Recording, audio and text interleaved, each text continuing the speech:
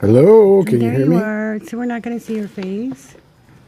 Let's Oh, see. there you Let's are. see. There we go. Can you hear me okay? I can. I just want to know how to get rid of all these boxes. So I Yeah, this is weird. I'm retarded. I had to be extra. I was like, I want to do it for my phone. So then I went to the computer and I realized you have to download like a whole studio app, and I have no idea how to use it. What? Yeah, it's Let's crazy. see. Also did this one time Can you with do this? Cocktails and Crime, and ended up having weirdos join in, and I don't want people on the screen that you know, Yeah, of um, course. I don't know. Hang on one sec. I'm gonna mute real quick. Oh, that's not. That's not That's not me. what I meant to do. That's not me.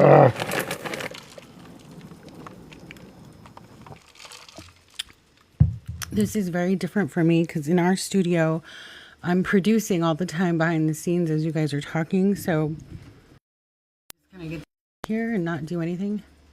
Oh, can you hear me still? Yeah, I can hear you. Oh, it's weird. It said my microphone's not.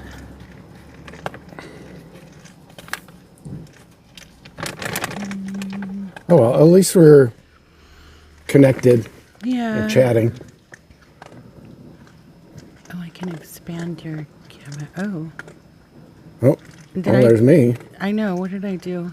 I have no idea what I'm doing. This is so weird. I'm just clicking all the buttons and hoping that it works. But Yeah, we'll figure it out. yeah. Oh, there's people in here. Hi. Hello. So we're just chilling in the unexplained realms. I don't know. I look forward to talking more about the alien invasion that's going to happen. That they say. Yeah. I Okay, mean, it so cracks me up every day, literally. just a little bit ago, I just saw this video with the likeness of Michio Kaku talking about how they got this signal and how we're done for. And like, it's so blatantly AI garbage. I don't understand how people have I know. zero discernment for AI anymore. Like, you Well, were seeing it one all of the the time. one of the big factors for me is like you see it on TikTok here, and you'll see these posts where people are like, CNN says this and that. So you fly over to CNN and there's nothing. There's nothing there. They're not really Yeah. reporting on this. It's not really a thing. So, but it would be fun. I mean, I think if aliens had the capability of getting here from some other universe or whatever, I don't think they come. They're evolved. You know what I mean? Like they're not here to be violent, and I would hope that their evolution would, you know, they'd come in peace or something to teach us something. I don't know. I think the thing is that if we've learned anything about just reality and the our existence, it's never like we expect it. No. It's always going to be something completely different. Well, it's going to be like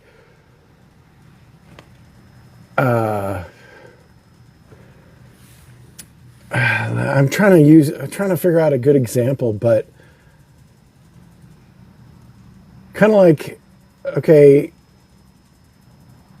the only thing that's popping to mind is the coelacanth and them saying that was the missing link, right? And the coelacanth had the little legs, and that was the missing link between fish and lizards. But then they found it alive, Oh, right? God, yeah. They said it was dead for millions of years, and that evolution works like this. Evolution doesn't work in a linear thing. It's like a weird evolving thing that we don't understand. Yeah. And just like this, if we are going to have, and I'm going to use the word extra dimensional because I don't buy the outer space thing Right. so much anymore. it's going to be from something, a dimension near to us, right? That's going to, has either always been here, and we just call it alien because we don't understand what it is. I get that, but how we've been programmed since the 50s, since the 40s, so since 48, I guess, since Roswell, Right. is that little green men coming from outer space does not exist. Like that, I've never talked to anybody that has happened to. And I've talked to a lot of UFO experiencers. Now, going back to evolution, I mean, I think if you really get to a point in your life where you kind of understand it, then you've evolved, you know? And like kind of the stuff you would put on your YouTube, and I think you posted it here too, just your experiences and how it changed you, how, you know, you've evolved from it. And I think that tying that to aliens, I feel like maybe they are just us, but have evolved into a higher form. I don't know, something like that. I mean, we really don't know, but yeah. Or a lower form. Oh, maybe. I don't think they could get here or have, you know, the technology to do travel to space or whatever if they had, you know, unevolved. So, but Well, yeah. yeah, I mean, what you had posted was like, I think I needed that this week. You know, if anybody ever go hit his TikTok, Instagram, YouTube. I guess I needed to hear those inspirational things that you said. You know, my personal life's a mess half the time. Work is just difficult. And I don't know, one day after I had like watched one of your videos, I realized like everything you go through, all the bad stuff, it's power. It's power. You can use it. And I'm like, you've done this before. Why are you so upset now? Like just because you have a nasty coworker and they're really nasty to you, it's going to trigger you to do something better in your life to get away from that situation. And you know, my personal stuff right now, it did. A bad work situation motivated me to move forward in a different direction. And all of a sudden, everything just changed overnight. And everything's falling into place finally. We just was taking the mindset away of like, oh my God, work so hard. Oh my God, why is this happening to me? And saying, what am I going to do about it? And I feel like when you find that, that's evolving. Finding the way to use your power. It's wild. Sometimes that happens overnight, and sometimes that overnight is like, you know, 6 months or something, you know, like it's been 2 sometimes years. we're put in those situations because we're still in that process of growing through that, whatever that experience is. It's been about 2 years of complete and total hell for me. Yeah. And just this morning, like, there's like a crack in the dark shell. And I'm like, whoa, I can see light. Finally, you know. So, yeah. Yeah, good. That's freaking great, man. Yeah. But I definitely think it's, you know, like listening to your words, listening to your journey. And then the other situation we won't speak of, but you and I have been heavily talking about, it was, you know, regarding an individual. Your video that you talked about, not everyone around you has your intentions, good intentions towards you, you know. And that never spoke more true to me because of now, you know, people come in and out of your life, but what are their actual intentions for you, you know? Yeah, right. Like, because you and I, we see the world, like we all see the world through our own lens, right? And it just is out of our scope that people would have go into a relationship with malicious intention. Like, I'm going to manipulate this person. They don't even think about it. They're working out of this really messed up model that the world has given them. And I get it. Like, trauma will fuck up your your vision, your worldview. perspective. And they have this, there's so much, like, you cover on this show so much human depravity. It's it's always surprising to me how far people will go in that depravity, in that malicious intent. And when it hits close to home, you don't even see it.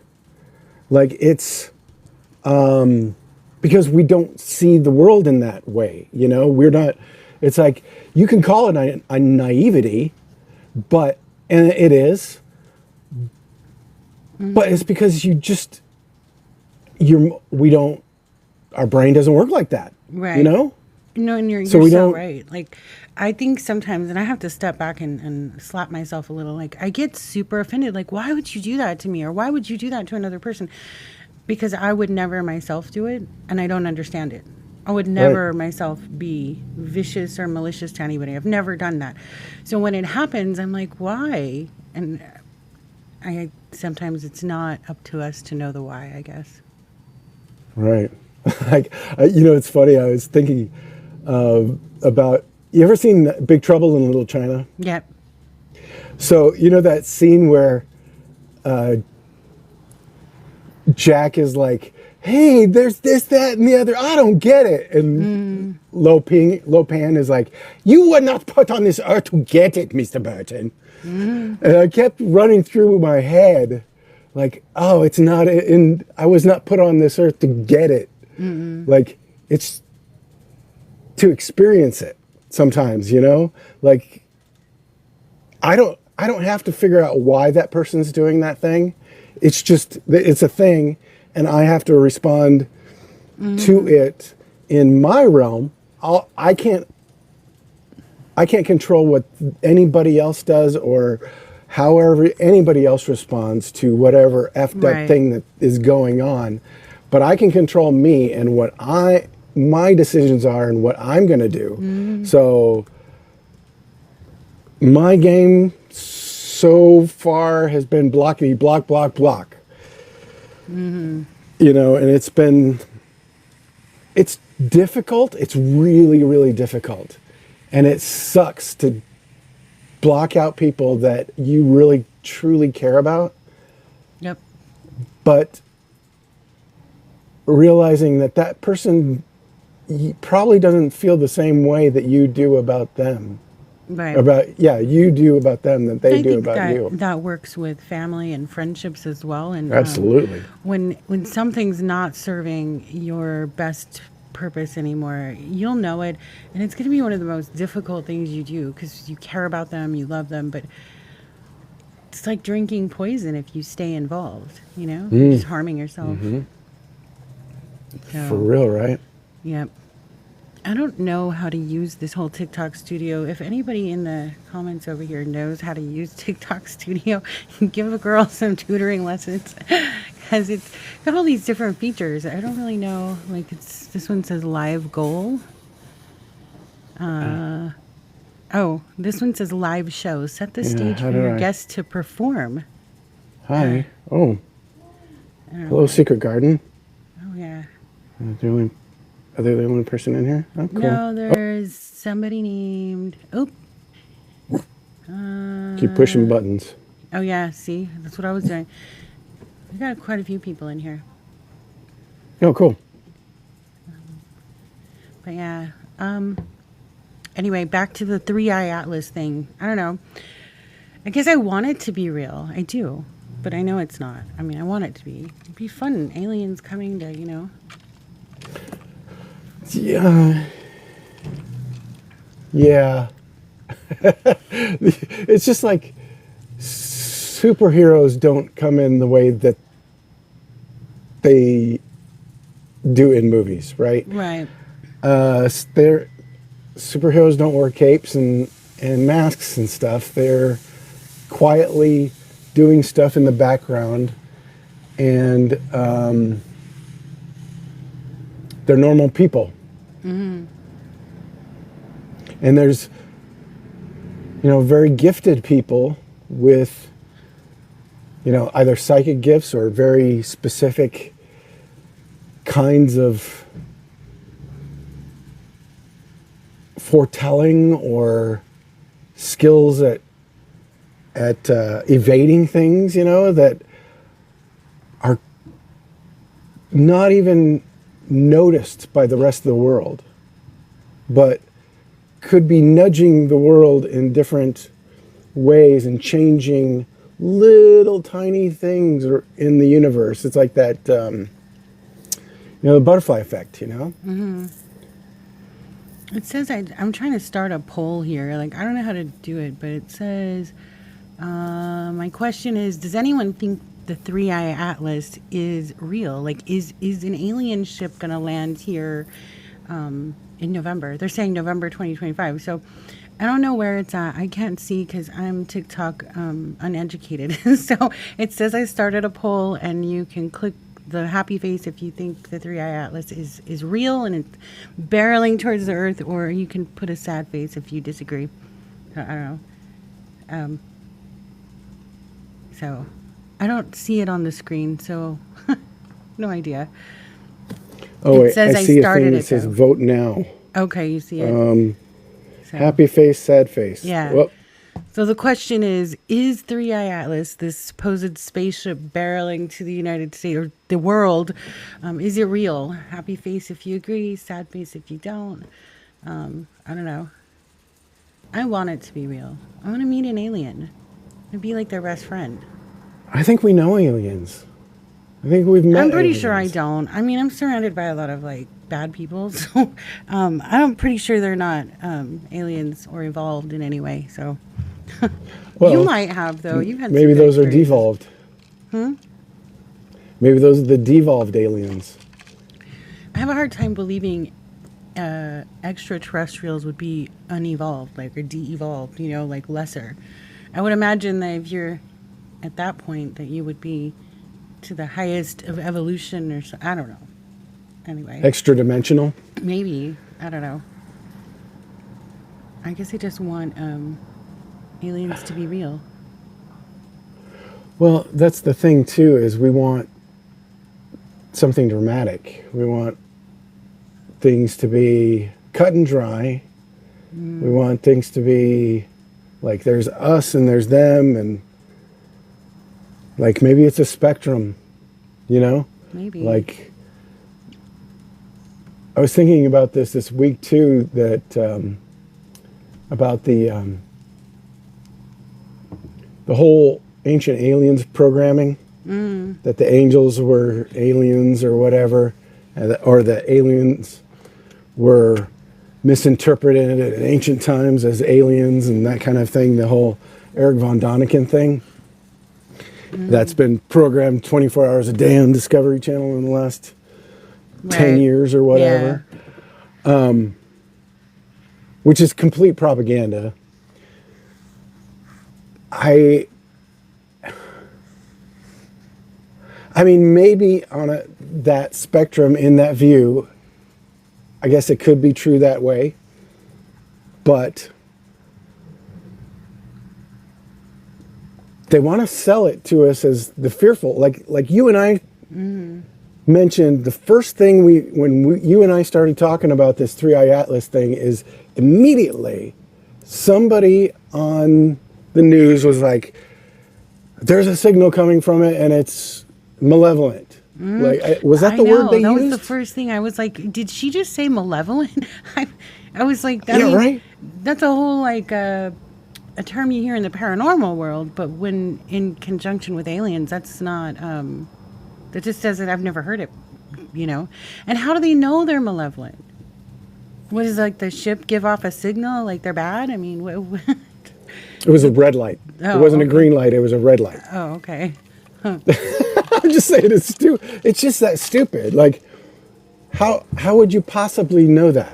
Right. I don't know. And I have not actually seen any reputable news sources, news reports that are reporting on this. It's mostly TikTok posts, Instagram posts, Yeah. content creators. I've never seen anything on CNN. If anyone that's in here watching, if you've seen something, let us know, because I haven't actually seen anything legitimate about this. So, and I'm pretty daily news watcher. So, yeah. Are you? I don't know that I could do it again. Yeah. You're like, I haven't watched TV in so long, and when I do, it's so insipid that it's just kind of repulsive. It is. I'm a glutton for punishment. I don't know. I mean, I feel like I need to be self-aware and aware of everything. So the more I Right. know and the more I understand what's happening, the more I can avoid certain situations, whatnot. So I think that's why I watch, particularly local news in my area, so that I'm kind of aware of where the bad places are, bad people might be. I don't know. No, even the In the grocery store building. these days is bad. I mean, people are All rude. right. Yep. Isn't it crazy? Just going to the grocery store, people get nuts. Yep. It is weird. I saw a post from a doctor talking about how the food system is how it's poisoning people's brains and how it's actually making people literally crazy. And like you see it, we're seeing it. Like the sicknesses are all over the place. People are acting nuts. Definitely could be coming from our food. I mean, we pack so many What's everywhere? preservatives into our food so that it'll last longer on the shelves or it could ship longer or whatnot. That by the time you actually, get your food and eat your food, you're eating less food and more preservatives and chemicals than, you know. Right. Even the rennet in cheese is a biogenetically modified Pfizer thing. It's not Pfizer. It was some other company, but it was a modified thing that is in every cheese made in America because it's so much cheaper to use this artificial rennet that the only time you're going to get it is unless you import your cheese or buy imported cheese from France or something. Right. I mean, I don't know. I think it just all boils down to money, greed. Nobody's concerned about humanity anymore. You're concerned about how much money you can make by selling, junky food that's full of preservatives. I don't know. Money is not power. Just saying. It's what we need to live, but it's definitely not power. Knowledge is the only power. The more you know, the more aware you are, That's just my belief. Well, yeah, money and material wealth is not It's not true power. wealth. Yeah, it's not. It doesn't do anything for you other than buy things. Yes, we all need it to live, but how much of it, I think if I were a billionaire, I had $50 billion, I'd be looking at myself like, what are you really going to do with this? How can you help? You put $1 billion out in this country, probably could feed the whole country for a few years, So, Yeah, you could fix a lot of problems. with that. absolutely. I mean, but why would you not? I guess that's go back to me always questioning everything. Why? Why wouldn't you? Why? You would just hoard it all to yourself for what purpose? Because their goal is not to empower people, but to have power over people, to control the people. right. And I guess I don't know, that's how I look at things. I don't see it that way. I see it very differently. So, just weird. I wonder. Right, and it goes back to what we started talking about is because most people like you and I don't see the world that way. We don't see humans as commodities. We see ourselves and each other that we expect the best out of our fellow man. We expect that person is going to treat me the way I would like to be treated. And so therefore, well, they're going to have my best interest at heart. And this is why the voting thing keeps happening. You think they're going to have your best interest at heart? They never have. No. Not in my lifetime. No, not in any of our lifetimes right now. I think not even in our parents' lifetimes. Right. Maybe prior to maybe our grandparents or great grandparents, things were slightly different. But I think that it's always been twisted. I mean, like when our forefathers wrote the Constitution, they were just trying to put some order to a chaotic situation, you know? I don't think anyone at that time ever saw how far the world would come, like technology. And I mean, look at the internet, for example. There's so much that's not regulated on the internet, meaning like crimes are committed every day on the internet and they're not prosecutable because there's no law about it. So, you know, Right. back, back then they didn't Hopefully know. that's hopefully that's starting to change with the whole. You know, we're seeing Slowly it is, but yeah. slowly that things on a level of like cyber stalking are starting to ramp up. They're having to. I'm still They're actually. battling with that particular situation, the stalking. And I mean, I don't know, maybe you could talk a little bit about like that whole network, because I believe truly that that's what's involved here. I mean, the latest incident happened today. My husband was in the car with me, and I thought, see, I'm not going crazy. Somebody is following me. Then we had some fun with it. Pulled over 3 or 4 times. She got spooked, turned around, did a U-turn, kept driving back by, and I was like, hi. So it was a little fun, but it is weird. But you had told me, like, because I said, how does someone hire someone to stalk you, you know? So you told me, go ahead, what is it? Well, yeah, there's actually ads out there. I think some of them even popped up on Craigslist, even of as simple as that. But they pay them in gift cards, and they will pay somebody, you know, $15 an hour, up to 10,000. Sometimes I've seen people making $10,000 a month doing these kinds of things. Okay, maybe I'm in where the they're wrong actually- profession. Well, I mean, that's the thing, is you want to sell your soul? No, I would Like never. these are the things that people do. Goes back to our first question: is why would people do this to other people?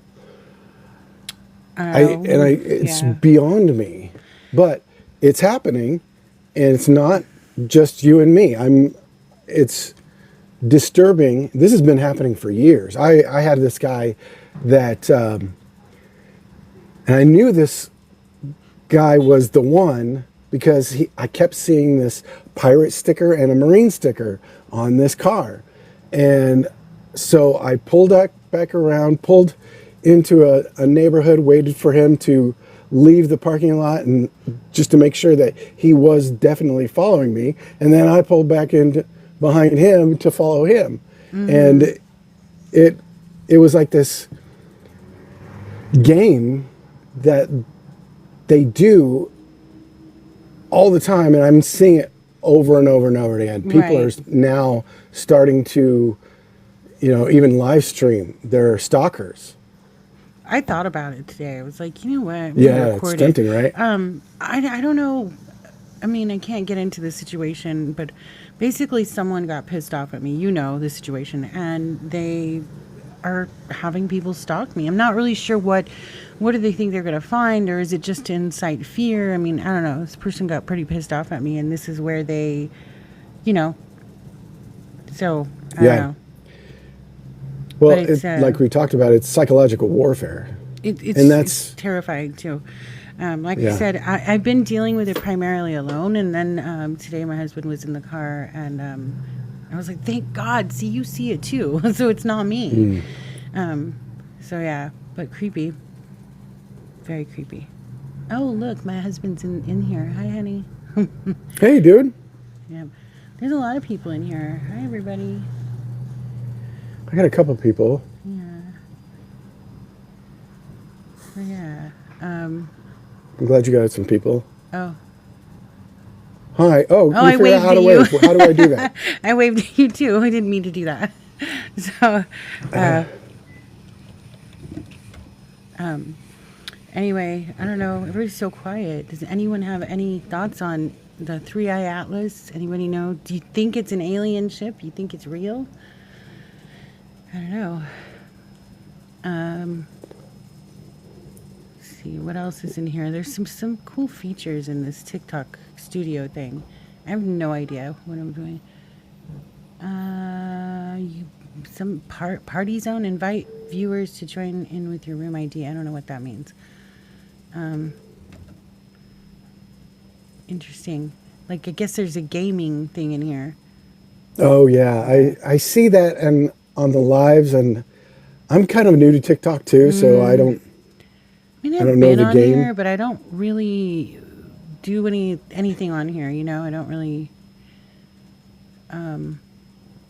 do other than just post stuff. You know. Like it says just got a #1 gifter badge. I don't know what that means, but thank you. There you go. Where did you get that Appreciate from? it. How did that work? I don't know. It says I can do a live show where guests can perform. I'm going to click it. I'm just clicking all the buttons today. Like, why not?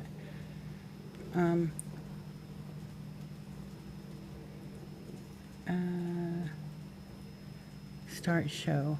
I don't know what this means, but... Oh, Oh, somebody It's named showtime. your 3, 2, 1. follower joined from our post. Woo! Oh, did you do Oh. that, or how did I... nope. Why do I see Oh, it? this is me performing, I guess. Oh, it's you performing. Okay. Oh, okay. I don't know. I should have had something I have no. Perf- It's only going to last a few minutes. prepared. It says. Oh, I can click wrap up and take you out. Okay. Yeah, let's see. Wrap up. Yeah, Yeah, see, yeah, no more. You're done. okay, Oh, end the session. My husband just said do a trick. Oh, Will wait. I get a treat if I do a trick? Let me see. I do know one sleight of hand magic trick, but I am holding the phone and I need both hands. Oh, So well, that's not good. that would be need like a- that would be tricky, even trickier. Yeah, you need like a one of those stands or something for your phone. I have one, but I did not set it up. I have to Oh, dig it out. that would have been helpful. Then you could Yeah. have actually done a trick for us. I don't know. Next time. Maybe. Let's see. There's something called live goal in here. I don't know what it is, but set up a live goal. I don't know what will. There we go. Think. Nope. I don't know. I don't know how any of this works. So I was just trying to be fancy and go neither. on this little studio TikTok thing, and it's not. I have no idea. Anyway, Well, this is practice. This is good practice for us. yeah, maybe. I don't know. So, where were we? I wanted to talk more about the stalker network. Like, I can't believe there's like an actual network that you can go online and pay someone to go stalk your intended target. That's just wild to me. Like, Yeah. I mean, there's a company that will actually send human excrement to your enemies. oh, I So, think I've read that. I mean, it's not far flung that, flinging feces at someone just, you don't have to do anything. You don't hurt them. You just have to be there and intimidate them. And then they'll say, just say this thing to them. Like, I heard a story where somebody was working somewhere and they kept calling them by this other name. Like, this is another psychological tactic. Like, like they'll go into their work and they'll say, well, thank you, Marcia. Your name's Anne. You're welcome. It's good to see you again, Marcia. And you're like, what? It's these kind of things. And they'll do it over and over and over again. Like, just do it 5 or 6 times, and then you leave. What's Like, the purpose it'll of be it? just to throw people off. You know what? If somebody did that to me, I'd be so pissed off. Like, my name is, you know, I would probably Well, yell at them. that's the intended reaction. Is and this is the psychological warfare of a narcissist. It's abusive coercion control. Like they get these jollies of pushing you to a point where you overreact, and then they'll go, see, they're crazy. Yeah. It's wild to think that there are actual people out there that take, like, pride in tormenting other people. Strange. So. Happens all the time. And unfortunately, that happens in families and friend groups and people that are close to you, the people that you're... No, the funniest thing I ever saw, I think it was something from the dark web. Like, you could order somebody to be gnomed, and I was like, what the hell is that? So I go and I look at this ad, and it's like they take a truckload of these little plastic gnomes and they dump them on your yard or in your car, or and I was Right. like, wait, I kind of want that. Can you just do that to me? Gnomes, Right. the little plastic toys. I mean, These things should be fun. Yeah, but it's I guess, like, when I really thought about it, I was like, that's so funny. But then really think about, like, knee deep your front yard full of them. It's not going to be easy to clean up, you know? I mean, right. It's like, I mean, we're Gen X. And that, We remember TPing, oh yeah, yes. and that's not fun. Especially if you do it right before a rain and it rains on that. Your Oh, yard, yeah, that's that's a messed up. mess to clean up. But We got caught once, and my parents made us go clean it back up in the rain. uh-huh. They stood watch, well, from the car, because it was pouring rain. Like, you're not getting back in the car till you and your friends clean it up. Right? It was worth it, though. Oh yeah, I think I got busted once. I don't know if they didn't catch us though. I think we were clandestine enough that they didn't know who we were. And we got away, but you know, Yeah, did enough times you're gonna get busted. yeah. We did a lot of crazy stuff. I mean, but you could get away with it. Well, not necessarily get away with it. The 80s were just a different time. Anybody watching now knows how old we are. So, Right? but yeah, it was just a very different time. Things are more malicious. I mean, while we're just throwing toilet paper at people's houses, people are setting off bombs and, you know, burning houses down. It's different. The mischievous activity has turned malicious. So Yeah. So, It's a very different time that we grew up in. yep. I feel like it's just going to continue to get worse. No one's speaking peace. No one's speaking, hey, let's be kind. No one's yelling like John Lennon was, you know, give peace a chance. No one's saying those things. Yeah, we have our protests and stuff. And for the most part, I think those are not too violent and whatnot. But, I just see them shouting against, you know, the politics that are occurring. They're not actually saying, let's be peaceful, you know? I don't know. Yeah, you know, I thought about that. I've been thinking about the Beatles. I always think about the Beatles. Often think about the Beatles.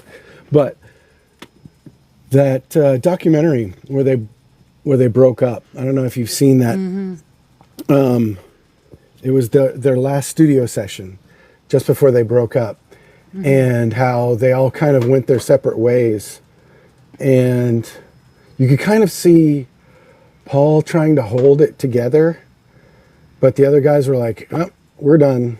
Like, once you're done with a certain situation, and John was the one that was actually doing the bed-in, you know, the bed-in protest, and that was so cool too. I mean, anybody younger in here that doesn't know what that was, John Lennon and his wife Yoko Ono from the 70s stayed in a hotel room in bed playing its guitar, eating, singing songs for peace, calling for peace, and outside were people, their supporters, also protesting for peace in the 70s, and reporters, they would let reporters come in and out in intervals and record what was going on in that room.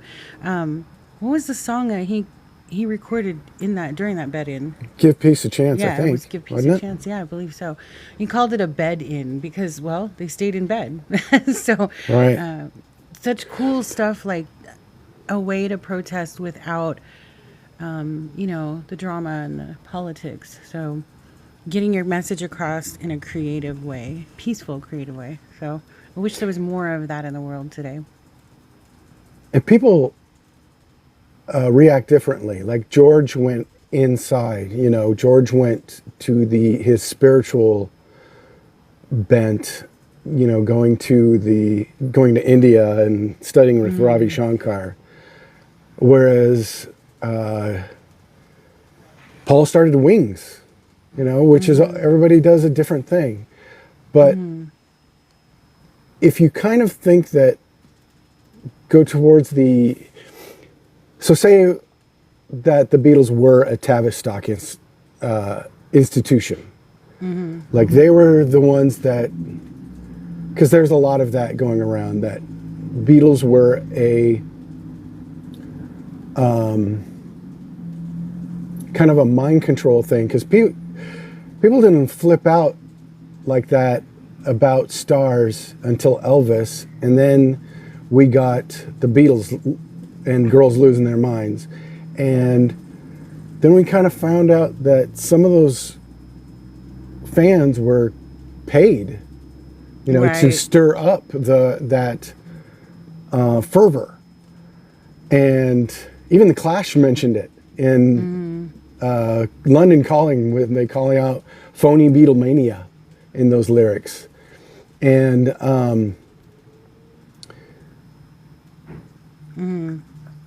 it's interesting when you, like, say, put yourself in that position, say I'm in a band, and then all of a sudden I realize, oh shit, man, they're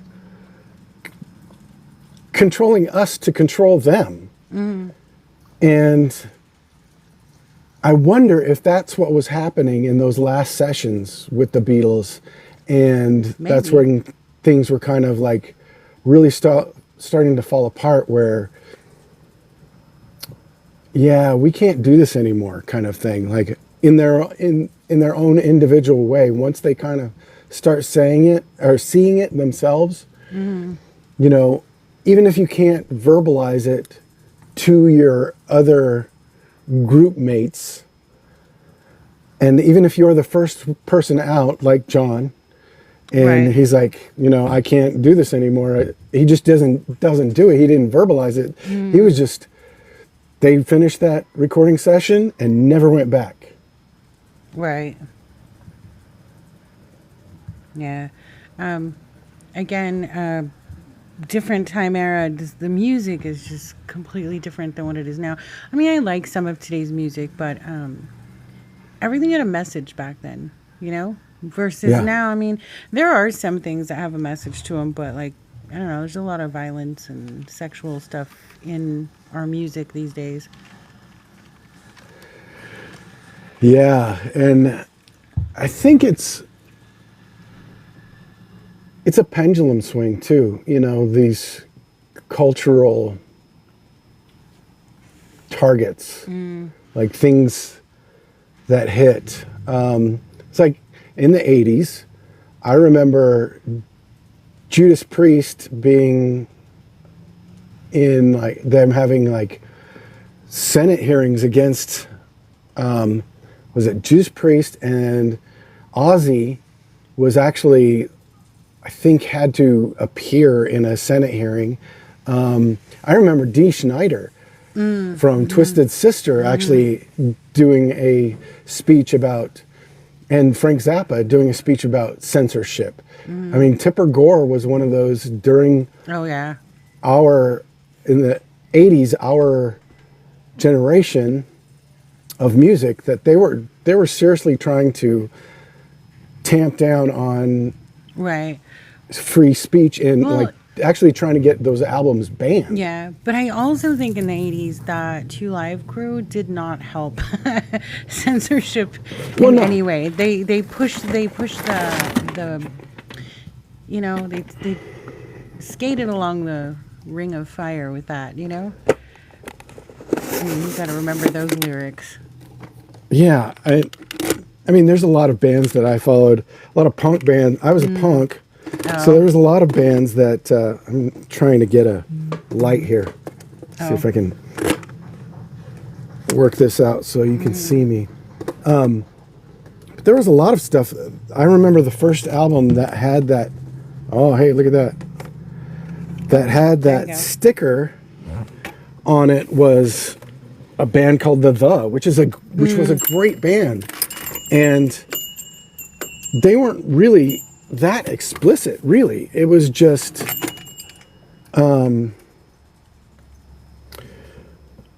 divisive. Yeah. I mean, I think though back then when censorship started to become an issue, late 70s, early to mid 80s, anybody that was feeling like, they wanted to resist against it, they did, and in a very loud, profound way. Their lyrics became, more explicit, and especially like Two Live Crew. The more that someone told them to tone it down, the louder they got, if you remember. yeah. And the thing too is they weren't the worst. Like, I was a Misfits fan, and there was some brutal stuff in those lyrics, like really brutal. And it was kind of their thing was horror and shock, That was their shtick. Whereas the Two Live Crew was all sexual natured. So yeah. Right. But all of them were resisting, how do I put it? They were resisting in their own way. Like, you're not going to tell me what to say. So now that you're telling me I can't say it, I'm going to say it louder and more often and more graphic. Right. And nowadays, there's just no censorship at all. Like, I mean, you turn on the radio and it's a little shocking sometimes because, I mean, luckily I don't have any small children. Mine are pretty much all adults. But if I had small children in my car, you'd be like, oh, wait, don't want to hear that. Just things that, I mean, I don't think there's anything wrong with like people singing about the things they sing about or speaking about what they're doing. But I don't know if I want innocent ears to hear that yet, So there's just definitely no boundaries anymore in this day and age. And yeah, the boundaries are getting thinner and thinner. It's like, I remember when they would censor ZZ Top on the radio. And now regular pop radio, like the regular normal pop station in Tucson, is so much worse than any of the 80s ever was. That's like, exactly like, oh my God. Yeah. And that's the norm that kids are listening to. I haven't been in high school in 40 years. I get in the car in the morning and I'm driving and going to work, whatever. And you're like, whoa, they're not even bleeping that out anymore. Okay. I know. Oh, wow. I'm at the gym and I'm hearing all this music for the first time. And I'm like, oh, geez, whoa.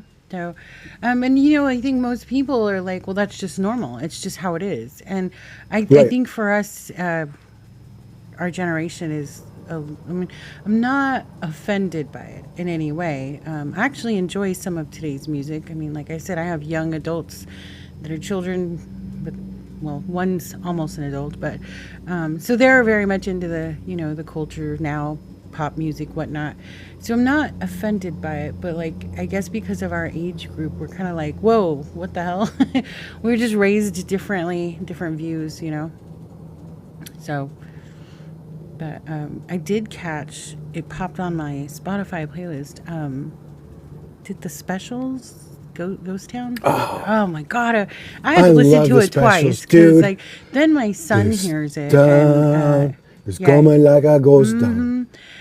They've got actual trumpets and saxes in there. And he is just flipping out like, who is this?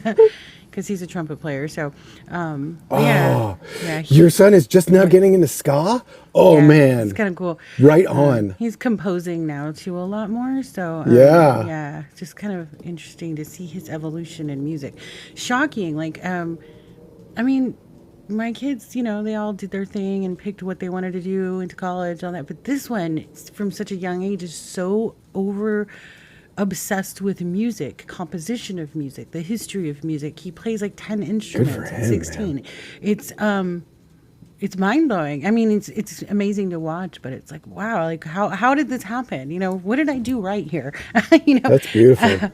But yeah, no, he's out of town today performing at a university about an hour away. So I had to go sling some houses with real estate, so I couldn't go out there. But yeah, but it's interesting because he really enjoys some of the older music too, like the Smiths. He got really into the Smiths recently, and cool. Yeah, the Specials. I love them. That particular song's my favorite. English Beat, Specials, especially the Pink and Black album. I can't remember the name of it. The English Beat one with Mirror in the Bathroom on it. So good. Any of that ska era with Peter Tosh and Pato Bonton, some of those 80s reggaeton ska stuff. I'm trying to think of. I think it was last year they performed. He's in a jazz band as well, and the jazz band at school, and they performed "She's a Brick House," and that was cool to see him do on the trumpet. Oh, fun! So yeah, that was cool. She's going to perform. Yeah, so very fun to see them compose or arrange that song for live instruments to play. So that was really fun. I think I shared the video with you guys. I don't remember. Yeah. Oh, this year they performed just like mostly their parade performances. What's that song? Shut Up and Dance With Me. It's a pop song, more recent, a couple years ago, I think. I can't remember the name, but that was cool to I'd have see. to hear it. It's cool to see them perform pop music with instruments. I don't know if anybody's seen that video. It's been circulating for a while. I think it's the Wisconsin University, the Green Machine, those guys out there. They do I lost my thought on who the band is. Rage Against the Machine. Oh, yeah. They performed it with a live, instruments, trumpets, flutes, drums, and what's that song? The popular one. Oh my God, my brain. We sound so old. We're so dead. The popular one. The one the kids like these days. It's old lady brain. Dude, and I loved Rage before Rona. Yeah. What the hell's the name of the song? Rage Against the Machine. Oh, now I'm gonna. Not Killing in the Name of, is it? Yeah, that's it. Okay. Yeah. But that was might cool not even be the title of that song. I'm terrible with titles. Yeah, me too. I don't know. It's been a long day, so a long week. U of A here does Oingo Boingo's Insanity. Oh, okay. And I don't know if you know that song offhand, but it has the huge horn swells. It was kind of towards the end of Oingo Boingo where Danny Elfman was getting into his film composition stuff, and he was adding a lot of horns to it. You know who just joined? Nicki. Cocktails and Crime. Girl. Oh, nice. Wait, hold on. Hey, jump in. Something's happening here. Wait, I don't know what's going on. Unable to verify. What is it doing? TikTok's doing stupid things to me. Like inactivity. Nicki, you want to jump in one of these boxes? We got a bunch of extra boxes here. Boxes. We need to fill the box. Do you want to fill my box, Nicki?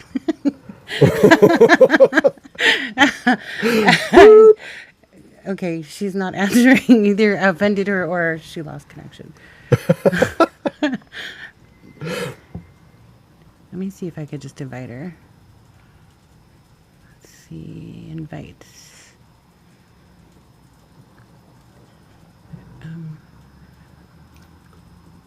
This TikTok studio is making me feel my age. I'm usually pretty techie, and I'm like, what the hell is? There's just so much on the screen. It's like a whole app on your laptop, and there's just stuff everywhere. So I'm feeling a little intimidated by the TikTok Yeah, studio. it is a little of intimidating. There's I mean, when all you these just do it on buttons your, and oh, there she comes. When you do it from your things. phone, it's so easy. You just tap live. But we don't get to see your face. I'm working on it. I feel Oh, like I'm in the middle of something at this very moment. But hey, hey, Hey, I miss do you so much. What are you miss you. doing? Oh, shut up. My husband just said I have to be 16 in order to navigate TikTok studio. right? Well, I think you're calling me dumb, but I'm also going to take it as that you're saying I look young. I Right? look young. I'll deal with you later. I'll handle you Yeah, in he's a gonna minute. he'll get dealt with later. Um, anyway, we're just kind of chilling, talking about music, uh, determining whether that Three Eye Atlas alien ship is actually a real thing or a hoax, or I don't know. What do you think? I've missed that one. Yeah, it's all over the internet. I don't think it's real. I think it's just people making stuff up. It's But probably a hoax. Listen, let me tell you something. If it is real, I'm ready. Or is this ghetto? Please take me. I'm ready to go. I want to make friends with aliens. I want to invite I them want my over, own. and We talked about this. I want my yes, own. I want a house. I want my own alien too. Don't you want one, Gordon? Oh, Yeah. okay. No, I think He would be okay. my bestie. I've thought about this for a long time. It's because it's like, if you had a zombie, what would you do with it? Like a pet zombie? Like, would Well, you you keep it can't like do a anything with dog? those because they're like Yeah, you crazy and can't do they're anything with Okay. a zombie, but Okay. If you had a clone, what would you do? Like multiplicity. You've got If I like had a the smart clone, I would one. You've send got it to the work for me so that I could stay home right. and sleep. Go pick up the dog shit in the backyard, and exactly. then you know we'll play racquetball. I'm having technical trouble here. I don't know what's wrong with me today. Listen, I watched Alf as a kid. Huh? That's the kind of alien I want. Which kind? Like Alf. You remember the show Oh yeah, Alf? like Alf. Elf. Yeah. Gordon Shumway. Yep. Like literally, that's the alien I want. But Yeah, you but he's know, gonna like, eat your cat. yeah, I wanted don't to train care it to about not eat the cats. I mean, like, you could eat the mice. I'm not really a cat person, so I'm good with that. You're Okay. okay with. You're like, I don't care. I'm an owl person. They eat cats, so that's fine. Yeah. Only whenever Oh, he gets okay. the Melmacky and hiccups. Oh yeah, those hiccups that he used to get. Alf Yeah, was that's all I fun. got to hear is cat juice. Alf was I a fun think I'd. show. My dad's thing. We watched Alf all the time. So, what would be the worst kind to have? A Sleeslack type reptilian Like, or a mantis? Oh no. I would say probably like the alien from the original Alien in like the 70s. Oh, yeah, yeah, No, yeah. no. We don't want none of that. The None of that. xenomorph? Exactly. Yeah. I don't want a xenomorph. They like come out of my chest and shit. Yeah, no. I It's just want a horrible. I don't want to friendly do that. alien. I do too. I want Alf. It's so fun. I mean, Alf was cool, but I think I would want one more like spiritual and like I we would could like just a do yoga Marvin. together and meditate together and go pick flowers together. Did you say Marvin the Martian? Yes. Oh, Yeah, yeah. Marvin the yeah, Martian yeah. would be fun. Exactly. Oh, no. He was too like I have to follow the rules, you know. I'd have to have like an alien that could break the rules a little. Marvin the Martian Yeah. was just kind of rigid. He was a little too rigid for me. So Like E.T. Well, he did try to like blow up everything when he was hitting the bomb. yeah, he just had bad aim. He E.T. did. was cool, But he was so. I didn't like E.T. His fingers creeped me out. I feel like E.T. was too needy. Like, I mean, He really was. you really, like, you know, I go just, I away. couldn't, like, I'd be like, can you stop? I can't be hugging you anymore right now. Like, get off me. I need my space. That's what I told my husband. Stop. But yeah, no. I don't know. I don't know what kind of alien I would want. What are the other aliens in the movies? I mean, I can't think of any others. I think grays would be useless. Why? Like, I don't know. They're slow. Seem squishy. Like, I think it would deteriorate too quick. Like it would be, it's not going to go hiking with you. You're not going to take it. It's not going to clean up the dog crap in the backyard. I think back in the first season of Unexplained Realms, we had a. Oh my God, I feel like I'm like really old because I can't. My memory is just bad. She was she communicated with Grays. She came on, I think with Judy something. I'm gonna look her name up, but she had said that she was part Gray. She was part alien and part human, and she'd come on and we interviewed her. Let's see, what is her name? Judy Carroll. I think she's Dr. Judy Carroll. Yeah, but it was a really fascinating conversation, and how she was like, I guess, planted here or she's put here, so to teach us. I mean, fun conversation, but yeah, I always have to take those with a grain of salt. I don't know how to take them. I even know people that are that are kind of claim that they're alien walk-ins, and I mean, what about the one? What is it, Bashir? That guy? Okay, he's an alien. Bashar, that dude. Okay. I don't know. I think it's disturbing how much people like refer to that dude as like the be all end all. And the reason I say that is because there are so many people throughout history who have done this same kind of thing, that are essentially just performance artists. The guy, I can't remember the guy's name offhand, but I saw a video of somebody, it might have been Museum of Tarot. I'm not, don't quote me on that. I'm not sure. But it was somebody taking 3 different of those channeler types. Like one was a woman from Sedona and one was the blue avian weirdo with no hair. And they were showing the behaviors that you can use in a what do you call it? Cold reading. And they tell people what they want to hear. And at a certain point, you can get really good at being a performer of telling people what they want to hear. And I kind of feel like you're correct with that guy. His performance.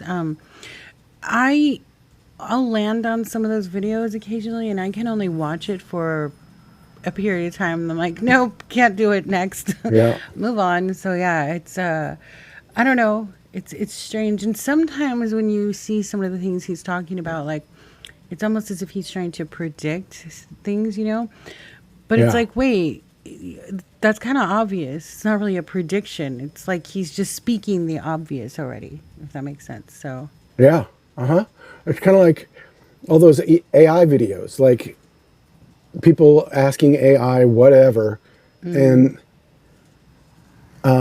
there's that one guy that had his shut down a few times and had to restart it up again. He calls it Angel or whatever, and you can kind of see it telling him what he wants to hear, because that's what they're trained to do, is to be a servant to you, that you tell you what you want to hear. Right. And it will use humans' own narcissism, and you can hear it say, what an astute question. You're spot on with that one. And here's how and then it'll say, I'm not going to sugarcoat it like I'm telling you the truth. Like it'll say, believe me when I say, it's like a politician saying, believe you me. I don't buy that shit anymore. AI is everywhere. Like we were talking about. I saw that Michio Kaku image talking about AI Atlas today that just turned me off so bad. I know. It just grates my gears, man.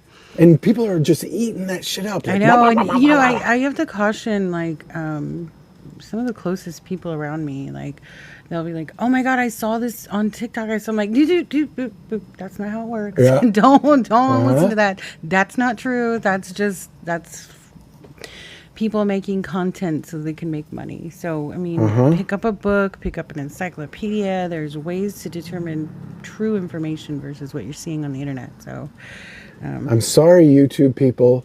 The Galactic Federation of Light YouTube channel is 100% AI generated. Sorry to burst your bubble. well, I mean, They're not Palladians. right. Look at the one, the people that are. I mean, there are people using my name, Unexplained Realms. By the way, if Yeah, anybody does they do do it that, for I'm you. coming for you because it's trademarked. It's a U.S. trademark registered name. So anyway, you remember I showed you the one channel and it was completely Yes. AI garbage. I was like, the voice sounded like some, AI thing, whatever. The run-on sentences in the writing. I mean, it was just awful compared to me, a published writer. I research and write all my own episodes. There's no AI involved. I mean, but yeah, offensive when someone does that. So it's irritating at this point, the AI stuff. It is. And to be, if anybody is questioning if Anne or I are AI ourselves, Oh my God. Anne and I have, like that, this actually Do you fucking remember that happens. comment from And the guy about me? yes, that's what I'm talking about. He was like, she's so AI. I'm like, yes, I am totally AI. Yes. Yeah, yeah. And he was like, her voice is AI, her face is I AI. would be I'm like, so much more articulate if I was AI. Right. And I wouldn't cuss as much, probably. oh yeah, no. But like this happens, and you and I have this conversation. Like you've even researched things that I've talked about, and you're like, yeah, I'm not sure. I can't find any sources of Right. that. Whereas this is stuff that I've just heard through, people, whatever, experienced stuff. Wasn't that like part of the 27 Club episode? And you were telling me Yeah, about yeah. something, and I was like, okay. And I was like, I want to use that, but I can't find legitimate sources. I won't use it. I'm not going to be Right. I'm not an irresponsible writer. I'm an educated writer. So I'm never gonna, unless it's a fictional book, I'm never gonna write something that I can't verify. So, but yeah, I thought that was hilarious. It's so wild. I get, and like, that's what goes. I'm sorry. It goes back to what we were talking about. People's discernment is such garbage now that they Perception, think yeah. you and I are like. I'm sitting in my car in a parking lot talking to you because this is where I can do it right now. Like I would have a freaking studio if I was an AI. Like I'd have a better background. But then they're like, oh well, it makes him look more, grounded or down to earth or whatever. Like. Fine, make up whatever stupid story Yeah. fits your narrative. But your discernment, humans, sucks. And you need to get better at discerning AI, also music. AI music in your pop music that's been written by a machine or stuff that's actually being performed by a human. Because our art is being taken over. You don't even yeah. know. Yeah. I mean, I don't know. It's just kind of made it easy for people to say, hey, look, I made an image and now I can sell it. Or, I mean, those stupid ads. I don't know if you see them. I see them because I'm a writer, and I use a program called Grammarly. It's not an AI program. It's for grammar, and it also checks plagiarisms. I'm always overly cautious about liability and legalities when I'm writing. Yeah. Especially with my fictional books. So Grammarly is kind of cool, but because I subscribe to that, I see a lot of ads on Facebook where it's like, write an AI novel and sell it in 10 days. I'm like, what? Yeah, It's all the so time. just like, what? Like, why would you do that? And I've actually, I know I'm awful, but I went and bought one of those AI books purposely because I wanted to read it. It's garbage. Like you can't. I'm reading it out loud to my husband, and he's like, "Wait, what? Go back. What?" And I was like, "Wait, let me read this sentence slower."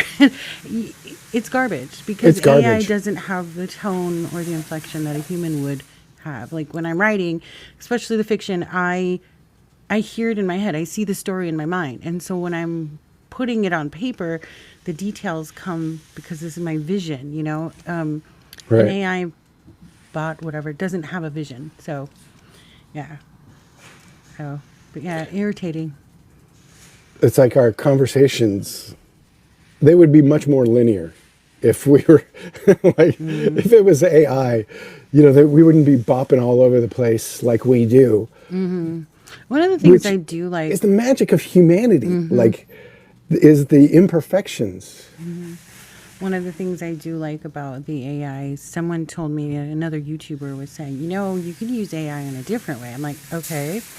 You can have it analyze your hashtags, have it analyze, you know, what am I doing to Yeah. push this out there? So that's been kind of cool. It does give you like tips. Like if you ask ChatGPT, like, what's the highest ranking hashtag for this topic? And it will give you the list. So that's kind of a good, you know, otherwise you wouldn't be able to really obtain that on your own. I mean, you know, so it's helpful in those ways, but overall, I think get it. it's- It could be a really good, useful research tool, but only that if it's also, pulling they from also the proper right, you know? exactly. That's exactly my point I was going to make, is that it misses stuff.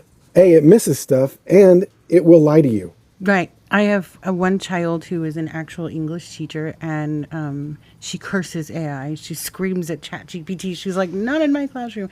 But she had explained to me like how they have, as teachers grading material, they have to look for certain, I guess, like red flags that would indicate that it is AI. It's crazy that Well- it added that level of work to, you know, to teachers these days. So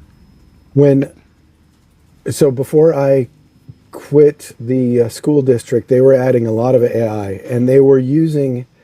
So this was just after COVID, and they were having to use AI to create the curriculums because we had such few teachers. We were just having to pull people off the street, and students barely out of college that are just getting in there, like with zero experience whatsoever. They were having to get AI to essentially run the classroom. And they were having to, because of that, and so many students were already using AI. This was several years ago. They were already using AI to discover if the kids were using AI. It's like, what kind of circle loop junk is this? I want to go back to the original start of this conversation about the guy that said I was an AI person on the screen. I couldn't stop laughing for days about that because I was like, I'm AI? What? I'm not real. I never understood what was the purpose of that comment. And if he had like a novel in that comment, like he was raging about me. Like, if you're going to make an AI character, at least make it more attractive and like, what? Damn. Oh my God. He was awful. What an idiot. Yeah. Recently there was, go ahead. Who knows that that's not a bot itself? I don't know. Like, that could be an AI trying to make real people look bad. Maybe. I didn't really go and look at his profile. I couldn't stop laughing. I mean, I just, most of the time the negative comments will get me like upset. It will upset me. And I'm like to my husband, but they don't like me. And he's like, they're stupid. And then we move on. But rarely do they make me laugh. For days, I would just be like, the thought would pop in my head and I would crack up laughing for no reason. Just the ridiculousness of it, I guess. I don't know. It is hilarious. Recently, there was another. Remember the one I showed you recently? He was going on about. It was a guest that I had on. He was a PhD doctor in the afterlife, and I absolutely enjoyed talking to him. He had great information, and someone in the comments was raging about him. You know, calling him names, calling me names, telling me I was garbage. like what? And he said, you need to put your full name so people can find you. And I was like, what? Why would I put my full name so you could find me? I mean, if you know I'm a published writer, my full name's on the book, but I mean, other than that, why would you? So that one was weird. We're showing our face. Right. That's more than half the people on the internet. This is an AI face. Okay. Sorry. This is my You're AI right. face. Oh, you. Yeah. Right. We're just cosplaying humans. Yes, that's totally it. We're really aliens. That's what it is. Yeah. That's why we talk about aliens so much. Oh, see, Dr. Stupid was right from Ren and Stimpy. I missed that show. Yep. Wasn't it? It was so fun until you figured out that guy was a freaking weirdo. Yeah, I know. That's the way it always goes. So But it always goes that way. there was a lot of interesting shows in that weird crossover period between the 80s and the early 90s. Like Ren and Stimpy was one of them. Very unusual storyline and background to that show. Yeah, the 90s were a wild time where rules were getting broken a lot, like Mad TV. I had a friend share some Mad TV stuff that there was no way they would get away with that stuff anymore. No, And, not nowadays. like- Like Mad TV, I obsessed with that show. Always have been. A lot of the racial jokes on there. I mean, Right. at the time, I remember being a young person at the time, teenager, as a matter of fact, and not even thinking twice that was a racial slur, racial joke. Everybody was just cracking up. Everyone, every shade, every color, we're all just laughing.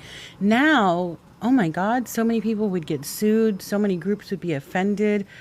I'm not saying that it shouldn't have evolved into this, but I'm not sure either way. So, but yeah, if anyone younger crowd watching, go check out Mad TV because you'll see check the out Mad difference. TV and find the clip with George Carlin doing the children's show questioning the moon landing. It's wonderful. Yep. What was That the would have other never one? happened on SNL. SNL is, and that's the thing is, it's just not funny anymore.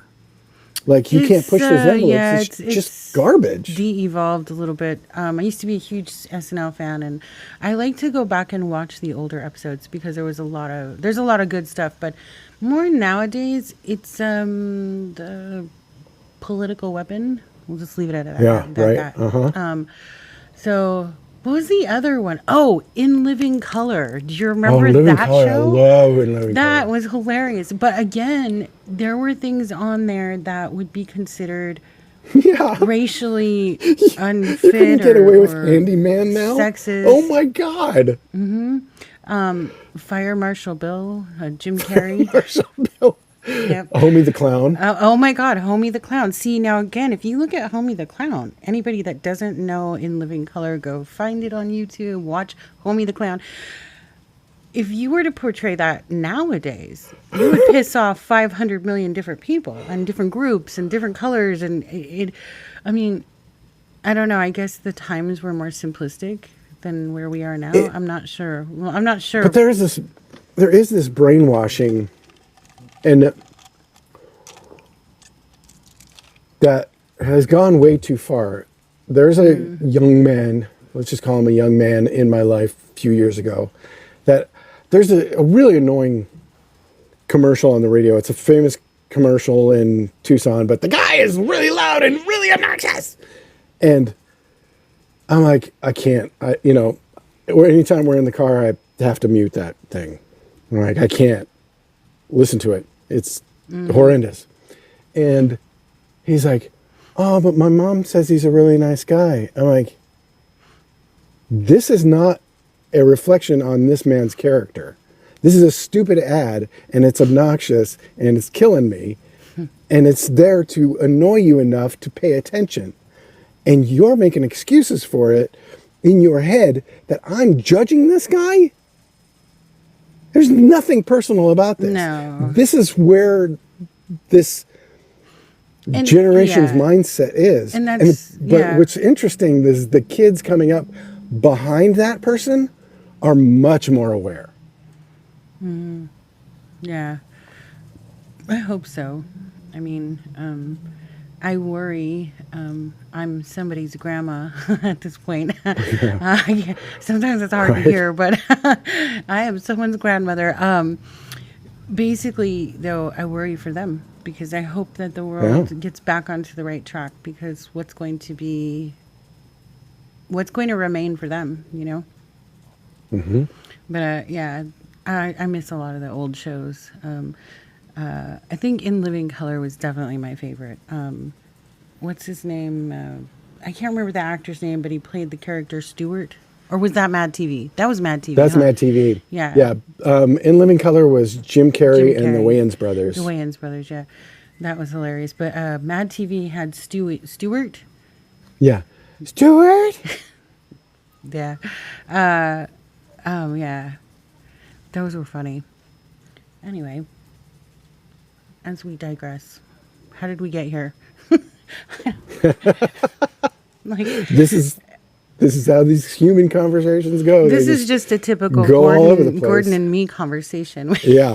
This is how we they bounce go. everywhere. Nothing ever really gets truly accomplished. We just What did we start with? Threat Atlas and aliens and aliens. And Nicki jumped on and got us all excited about what alien would we want to be or have. Or have as a yeah. right. Yeah, I don't know. I can't think of I any. think I'd rather have a original- clone. A clone of yourself? Well, a functional clone. Like there are clones of me out there that are worthless pieces of garbage. Let's like you remember Multiplicity? Mm-hmm. Like he cloned himself, and then there was like the super masculine one, and then there was the Oh, yeah. kind of homemaker, nurturing, effeminate one, and then there was the smart one, and then you got the dumb one.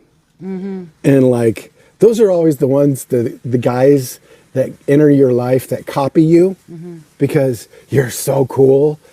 That's what the clones always end up being, is the idiot calling you Steve and putting pizza in his wallet. Right. I don't know. Unfortunately, you I don't get a functional one. I don't think it would be wise to clone me. Like, I'm a bit of a perfectionist not. and overachiever, and I would. You're in trouble, right? Yeah, I would be annoyed with my clones. So, like, can you just stop? Like, yeah, no, I don't think anybody in my life would want clones of me. They'd be like, oh, hell no. Yeah, you're asking for trouble, brah. It would be like an army of perfectionists, overachieving, like, it would just be all bad. Like, really bad. My husband would run for the hills, like, nope, not doing it. Yeah. And mind I can you, barely handle the one I got. right? And remember, I'm like super short. I'm like 4'11", so like I'd be running around like, you left a mess over here and you didn't do this, and yeah, no. There's no clones in my world. I can barely handle me right now, Exactly. man. You no, don't want really, I another can one of barely this. handle me daily. So, Yeah. yeah, I think me and my clones would fight a lot. As the Oh, main I would clone. too. Yeah. Yeah, I'd be That'd be like, terrible. we like watching them. Like, you're not doing me right. Okay, stop. So, Or they're mirroring you exactly, and then you're like, "Oh man, this is bad. I hate that about me. I hate that about me. I hate that about yeah, me." no, You're like, I would lose a lot of sleep. Like, oh my God, did you see the way I walked? Oh my God, did you? Yeah, no. or be all bad. you'd be like, you know what? You're not too bad looking, bro. Right. You're good. Get Right. out there. Right. Maybe. I don't know. I just don't think it would be wise. It would not be safe for anybody, I don't think. Now, I could see cloning my husband. He's like very purposeful in this world. He's pretty mellow, chill. Like everything he does is very methodical, and it's done from start to finish. And I'm like, wow, teach me. Oh, somebody said witchy Gigi. Hello, hi. Howdy. Oh, yeah, no. There is all those animal clones, though. There's that story about that guy that had his perfect bull, and it was essentially a pet bull, and it was this perfect animal that was so beloved by the whole family. They had this thing cloned. So a couple of years later, it hits puberty, and it becomes a monster. This thing hates everybody, tries to gore them all the time, and they had to eventually get rid of the thing. Because genetically, it was the identical thing to that bull that they had, but it was absolutely horrendous. I just think cloning, I don't know. I think cloning anything, animals, humans, I think it's just dangerous. I mean, maybe I'm wrong, but I feel like it's not. I mean, what happens? Like when you're cloning things, I mean, didn't we try to do that once, like with a sheep or something? Yeah, well, it Yeah. happens all the time. That was Dolly. They Yeah. did it a lot. That was just the first one. It's happening all the time now. Right. A lot But I of the mean, meat is from cloned. yeah. I don't know. It doesn't seem like it's like wise to do. I don't know. I don't know enough about it. But couldn't it like make it, tweak DNA, make it worse than what it should be? I don't know. Just Oh, it always is. yeah. Whenever we mess with something in nature, it always Right. Like that's what I'm does saying. Like if you something. disrupt something that's natural, like couldn't it become like catastrophic? Blue Oyster Cult said it perfect, man, in Godzilla. History shows again and again how nature points out the falling of man. Go, go, Godzilla! Right. Definitely don't want to clone Godzilla. That's a off limits. There's only one. He's Yeah. coming though. Or I should say, she's coming. You think I'm Godzilla's expecting a it any girl? day now. Wait, is Godzilla a Yeah. girl? I did not Yeah. know this. She laid an egg, and Godzuki yeah, I guess popped so. out. Yeah. I watched one about like a sea creature, probably mid 2000s. It was, I think, a Korean film, and it was the most terrifying thing I've ever seen.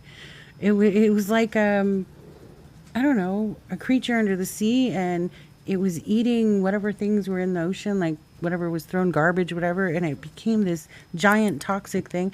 I'll have to look up the name, but it was horrifying. It was like scarier than like Godzilla or anything like that, But it was eating like the toxic stuff in the ocean, like the plastic sea Yep. island or And whatever. it rapidly grew, and then it just got so huge it was taking bites out of docks. I mean, obviously it was a subtitled film. It was Korean.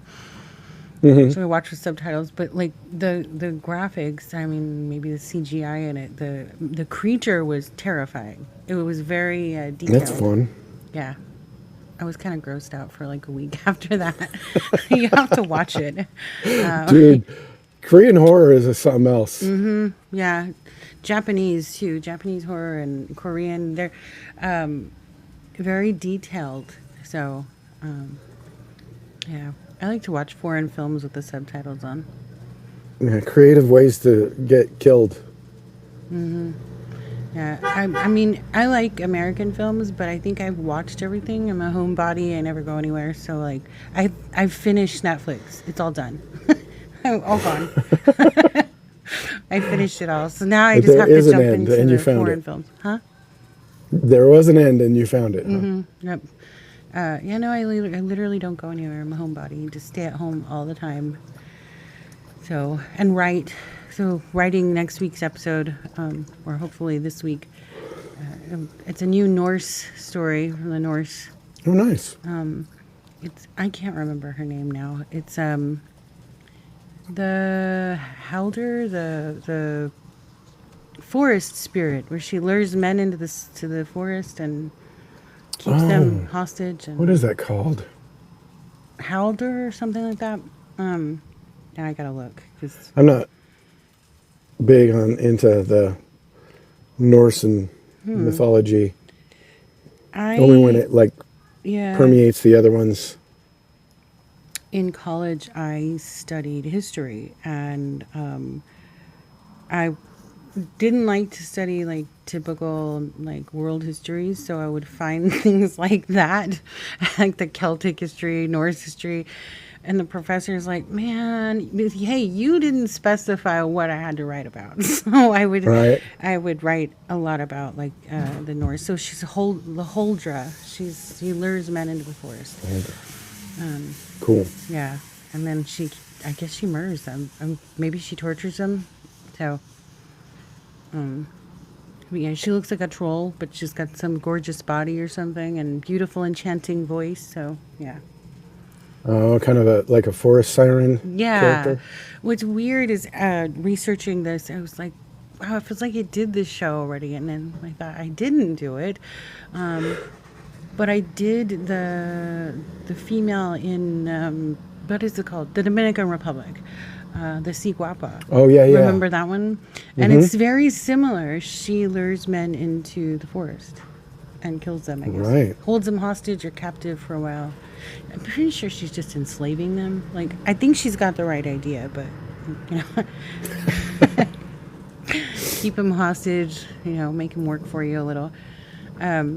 Yeah, it's interesting how you see tales like that from different locations in the world, and they're so similar. So it always Right. makes me wonder, is it in fact real? Like, could it be real? Because the Dominican Republic, they see a woman that's similar luring men into the forest, and the Norse people, Scandinavia, they believe the same thing. The descriptions of how they look are slightly different, but again, perception. So, Yeah. but maybe these were true, true creatures. Yeah, myths and legends, they all kind of reflect each other, even on the other sides of the world, you know? Like, there's a lot of stories from Mesoamerica that Oh yeah. echo Egypt, you know?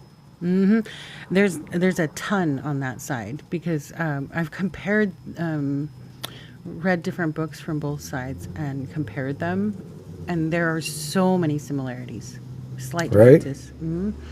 Makes It's you wonder if they were all seeing the same thing. Like this Norse mythology, for example, you know, Odin's their almighty, their all being, right? It's their god. But he shares characteristics with some of the Mayans, the description of their god. So very similar. So maybe they really were seeing the same God. They just from different walks of life were naming him differently. So interesting though. I remember I just did the episode of Hathor, the goddess from Egypt. Yes. The cow god. She was the son of Ra, or the daughter of Ra, you know, who in Egypt was the Almighty, their God, right? But if you read about Ra, and then I'm reading about it, researching, and then I flip over to my Norse mythology book, because I'm like, wait a minute, it's identical to the descriptions of Odin. So, yeah, I think Yep. everybody was seeing The the sun same god. thing back then. We just weren't describing it in the same. We were seeing the same things, but we were speaking in different languages, you know? Right. So- Kind of like how Osiris' story kind of reflects Hercules and Christ and Quetzalcoatl and yeah. I don't care. People can argue with me. I believe everybody was seeing the same things back then, just described differently. And I mean, I know I'm a nerd. I don't have a life. I don't have friends.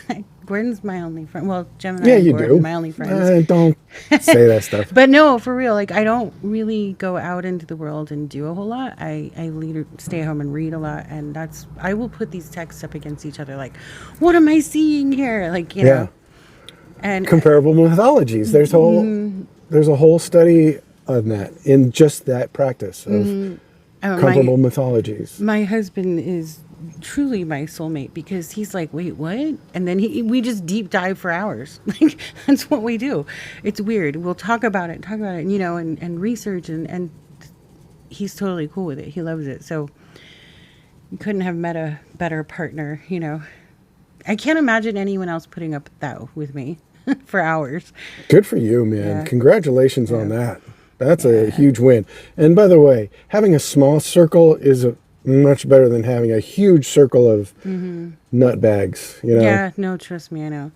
I've lived that life We've once. both been through this kind of I had at one time in my life a very Editing. large circle, and then when everything changed, when I didn't have what I had anymore, they all went away, and not Yeah. one single person's come back.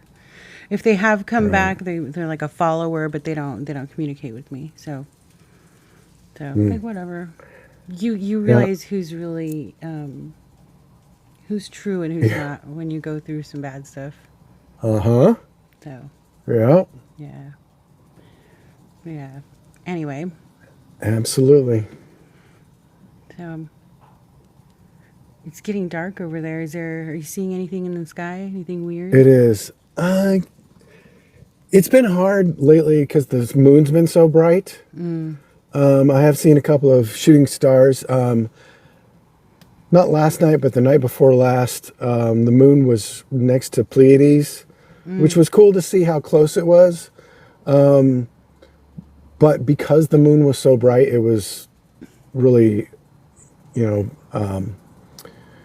fogging it out. Like it was harder to see because it was so bright. But I actually got to see the full moon the other night. Like I live in a major city where it's just no way, But I went walking as far as I could one night. Like I can't do a whole lot with a spine issue, but when I went out there, I was able to actually see the moon. It looked so close. It was just huge. It was huge. well, it was huge. Yeah, and it was the closest it's been in years, I guess. I don't know. And then the next what the morning, cycles it are. was super bright. Still about 6 in the morning, 6:30. Uh-huh. I was kind of shocked. Like, of course, it's on the other side, but it still was very Right. visible. So Yeah. I don't know. Like, oh, you're still here. Huh? In the morning, it's like, oh, you're still here. Yeah. Hey. Yep. Like, good morning, moon. I don't know. I wish I was out where you are, because you guys have some amazing scenery out there. We got some pretty cool sky watching because of the darkness. I wish it was darker. I mean, there are city lights here, but Yeah, not as much as mine. yeah, not like you. My Sorry, excuse me. my next location that I will be shortly moving forward towards. Yeah, it's going to get better, right? Yeah, it is semi in the country, rural area. So I'm looking forward to that. Kind of getting back into where it's quiet. Because I live in a major city where it's just nonstop traffic. Yeah. I don't know that I could do a big city again anymore. I will never do it again. It's Never. It's rough, man. I can't do Phoenix. Just driving to Phoenix gives me such anxiety. The How far are freeway you from is Phoenix? 2 hours. Oh, okay. I mean, Tucson's bad enough, but Phoenix is just insane. And driving in, I think the worst place because I've driven in New England, in Boston before, and it wasn't half as bad as Salt Lake or Phoenix. Really? Yeah, Salt Lake's terrible. I think the worst traffic I've ever seen in this country was Hawaii. I worked out there for Oh, really? a while, and it was horrific. I was on Honolulu, Oahu. Honolulu is where I worked, and just what should have been like a 7-minute drive from my hotel to work every day, at least 45 minutes. 30, 40 Really? minutes. Yeah. It's just really strange. The only time I was really shocked one night, we all went out, had some drinks, whatever, had some dinner, and over on the North Shore. And then we drove back on the freeway, and I was like, oh my God, where's all the cars? It was dead. But that was like 10 o'clock, 11 o'clock at night. So outside of that, you're not getting anywhere in Hawaii under 30 or 40 minutes. Yeah, so Is that because the roads are so small? And no, it's just traffic. It's just people. There's a lot of just people there. too many people, not enough space. Yep. Yeah.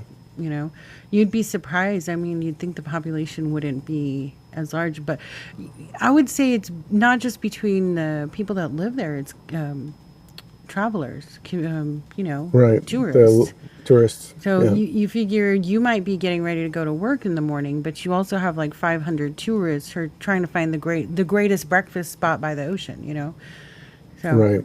yeah. So yeah, I've seen LA traffic, which is kind of heavy. San Francisco is a little bit heavy, but yeah, Hawaii's 10 times worse than anything I've ever seen. Yeah, LA's something else too. Yeah. I don't. The Don't care for that. 405 in LA gets backed No, up thanks. pretty hard. Yeah. But, yeah, no, big cities are just, I guess if you live that life and you're, I'm trying to move forward out of that life, trying to slow down a little bit, so. Yeah, man. I don't even I don't want clocks anymore. I want to be somewhere where I could just just stars and solar energy and Right. gas or something. Well, like off grid stuff. our whole little debacle this afternoon, we were so confused over the time change. But I was right. like, wait, stop Exactly. confusing me. I don't even I know. understand. As soon as I posted it, I'm like, wait, how am I 3 o'clock? No, I messed it up. But I know. I was like, wait, what? that stupid time change, because we Yeah. don't change. So if anybody doesn't know, I'm in Arizona, you're in California, and we were trying to figure out because half the year we're the same. Because Recently Arizona we were. doesn't change, everybody else changes. And so, over the last 6 months, we've been like on the same time frame. And then all of a sudden today, I'm like, wait. Well, I because gotta figure out it was less East than Coast. like a week ago. We jumped on a show with Paul Gambino, the author, and Yeah. we were all, you and I were on the same time zone. But I think the time changed that night. Didn't it change that night? Really? Or that weekend? It changed on Or that weekend? Halloween? October Maybe 9th? not. I don't know. I don't remember. I don't quote November me. 1st, maybe? I just remember it changed somewhere in that weekend. I think. Because that's why must we were have. confused today. See, I don't... my calendar doesn't say, like, when it's a time changed. Usually it says it, but I think that it did that weekend. So that's why we got confused. But I don't like time change.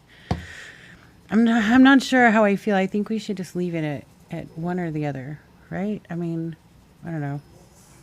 Wouldn't they blame it on trains? I don't Isn't know. that why? Did the they do time it back change in the is- day when the Farmer's Almanac was written? Did they have a time change then? No, I don't think I don't so. think so. I think it was. I'm going to blame it on Benjamin Franklin. I don't know. It's not. It wasn't Benjamin. You're just going to blame him? No. No, I'm sure it was a Rockefeller. Oh, yeah, maybe. Wasn't Benjamin Franklin, isn't he the one they found all the skeletons under his house? Yeah. Yeah. And So he's like a serial killer or something? I don't know. yeah, there was a lot of sketchy stuff about how he would go and he'd go to Europe and have all these relationships with them women, and so there was this idea that Benjamin Franklin had all these illegitimate children all over the place. In fact, the kid that was holding the kite, he wasn't holding the kite during the electrical experiment. He had his stepson do it, which is smart if you don't want to get yourself shocked, Right. but kind of torturous if you're like, Yeah, hey kid, yeah. hold this. Not cool. There was also, Benjamin Franklin was an interesting character. Like isn't he the one that was involved in the fight with the Jersey Devil story? Really? Titus Leeds and all that. Wasn't it him? Benjamin Franklin was in that? Was it I don't Benjamin remember. Franklin? Hold on. Now I gotta go look, okay? Because when I did the episode of the Jersey Maybe. Devil, I believe it was part of like, it was the Jersey Devil is not real. It was political mudslinging in the earliest form. Let's see. Yeah, they used to fight with each other. The Jersey Devil. Oh, It's the in one of political his, feud between him and the right. Leeds family. The Leeds family wrote the first Farmer's Almanac, and Now I then remember. Benjamin Franklin, like, he wrote one like satire Poor to make man's- fun of them. You know, Poor Richards. yeah, Poor it Richard's was his Almanac, poor. right? Oh, Yeah. Nikki's back. Hey, Nikki. Good. She's popping I'm in. glad So yeah, Nikki can keep the conversation going while I go use the restroom and come back. Yep, yeah. Okay, I'm back. Sorry, I just Hey, turn your volume up, Nikki. Are you back? We can't hear you. I don't know. Not yet. I don't know. I heard her, but then she. I heard it. Now I see a cup. I don't know what that means. Is that better? Oh, we can't hear you. I can barely hear you. What the hell? I'm trying to figure it It out. looks like Hold on. she's Wait, it says. Still I wonder muted a if little I bit. can adjust her volume. In my studio, it allows me. I don't know about this one though. Maybe not. Is that better? Yeah, I can hear you, but it's Kinda. very low. okay. Go ahead. I'll be right Gordon. back. I Yeah. don't know. It's very weird. I'm trying to figure out. Like, Oh. I turned everything up and nothing is getting any better. Maybe you need to talk like more into the mic. Like, are you on your phone? Yeah, and I have like right I up can here hear in you. my face. I hear you a little bit better You now. can hear me? Okay. Are It's you? very weird. Oh, Where are you? What are you doing? I'm actually headed back to where I'm staying here in Florida right now, and about to get into my super duper comfy rich white lady pajamas, as I call them. Rich white lady pajamas. I don't think I've ever had Yeah. any of those. Listen, that's what I call my Skims. I call them my rich white lady pajamas because Oh. they legitimately are like.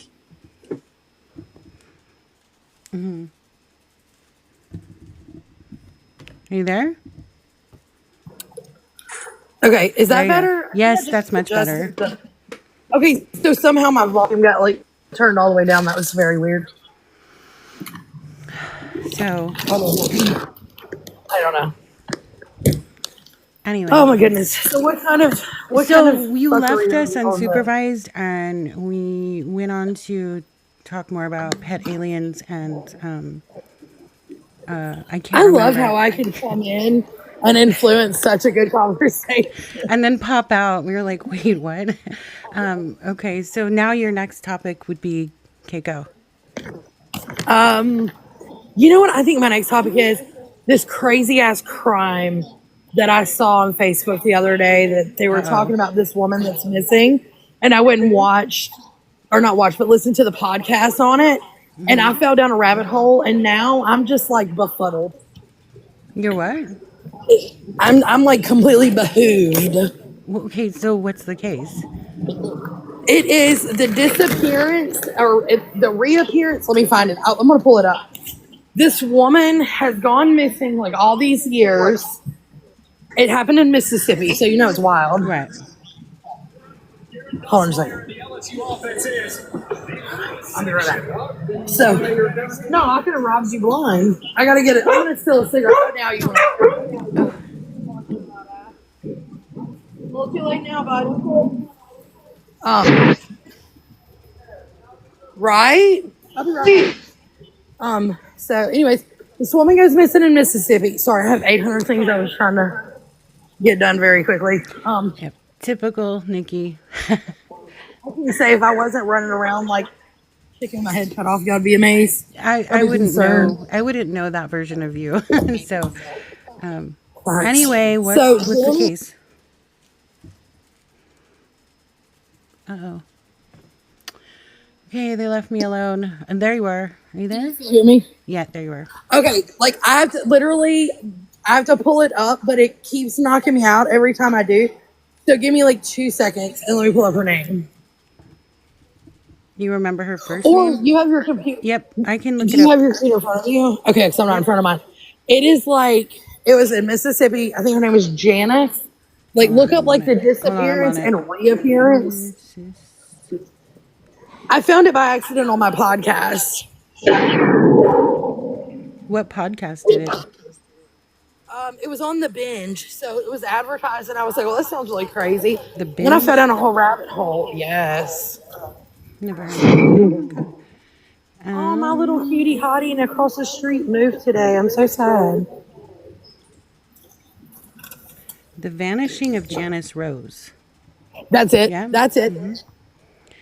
So what's the details? So listen, she goes missing. Like one day she apparently tells her husband, I'm not happy. You know, we're talking deep South Mississippi where you get married in the 70s. You pop out a bunch of kids. You don't ever leave your husband, blah, blah, blah. So she says that she's pregnant at like 16, 15, somewhere in there. Actually, They get married. Yep, I'm familiar. I saw this the other day. So go ahead, though. Well, yeah, so they get married. Everything seems to be going really well. And then, you know, that free love era kind of shines and takes, I guess she sees a portion of what life could be. So she tells her friend that she's wants a divorce and she's leaving her husband, blah, blah, blah. And they have like three kids. I don't remember her. She had some kids. She up and vanishes one day and then goes literally a couple of towns over and starts like this whole new life, and nobody can find her. Listen, she didn't go around the world. She stayed in the same fucking state. Okay. And so then they think her husband's killed her. They think all these things. And people are like, no, I saw her. Didn't they just find her though? Yes, they end up Yeah, finding I her. saw This that. detective gets on it. And he goes down all these. I think a serial killer that had come through here. We had this really bad serial killer that was running the truck stop area. And he was coming up from like I-10. So he would go through Mississippi, Louisiana, up to California, and back around. So then they thought maybe he had murdered her. They find her in a fucking nursing home Yeah. with like dementia or Alzheimer's or something. And she's like, yeah, how are my girls? Bitch, you don't Yeah. get to ask about them 40 fucking years Right. later when you drug them through the mud. Right. Yeah. But then there's this kid, but then her son, nobody knows where her son came from. They think he was kidnapped. Like she stole a baby somewhere along the way.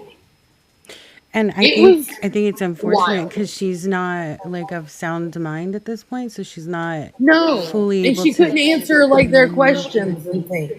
back. Mr. Gordon's back. So We were that was talking one that about really, so you know I couldn't understand. so Nikki's brain works in crime all the time. She's the host of Cocktails and Crime. So she just talked about the case of Janice Rose in Mississippi. This person went missing for years. They find her like, I don't know, was it 30, 40 years later? And she's in It's like almost 40 years later. she's in like a retirement home with dementia. So she has no idea, like she can't even answer their questions. Yeah, so when the detective found her and he went in and he talked to her, she was like, he showed her pictures of her kids, like her daughters that she had left behind, like, 30 something years ago, 40 years ago. And she's like, oh yeah. And she would like remembered their names and was like, how are my girls? And then like after a few minutes kind of went on this tangent and her daughters, I don't know if she's passed now or whatever, but I know that she was like too far gone to like get any answers out of. Yeah, that's But, what like, happens. She was she didn't go across the country. She stayed in the same state and then ended up married to a guy in Louisiana who ended up working for a company that I know, and I know some people work out there that actually knew him. And they were like, she was always really like elusive, really like didn't want to answer questions about her past or where she came from. And I'm like, yeah, because she's running across the state line and they're looking for her as a missing person. They think she's dead. What I find wild about that is you have to start to question like our techniques of missing people. How are we finding them? I mean, she stayed in the same state, and it's not as if she was held captive somewhere. She went along and lived her life.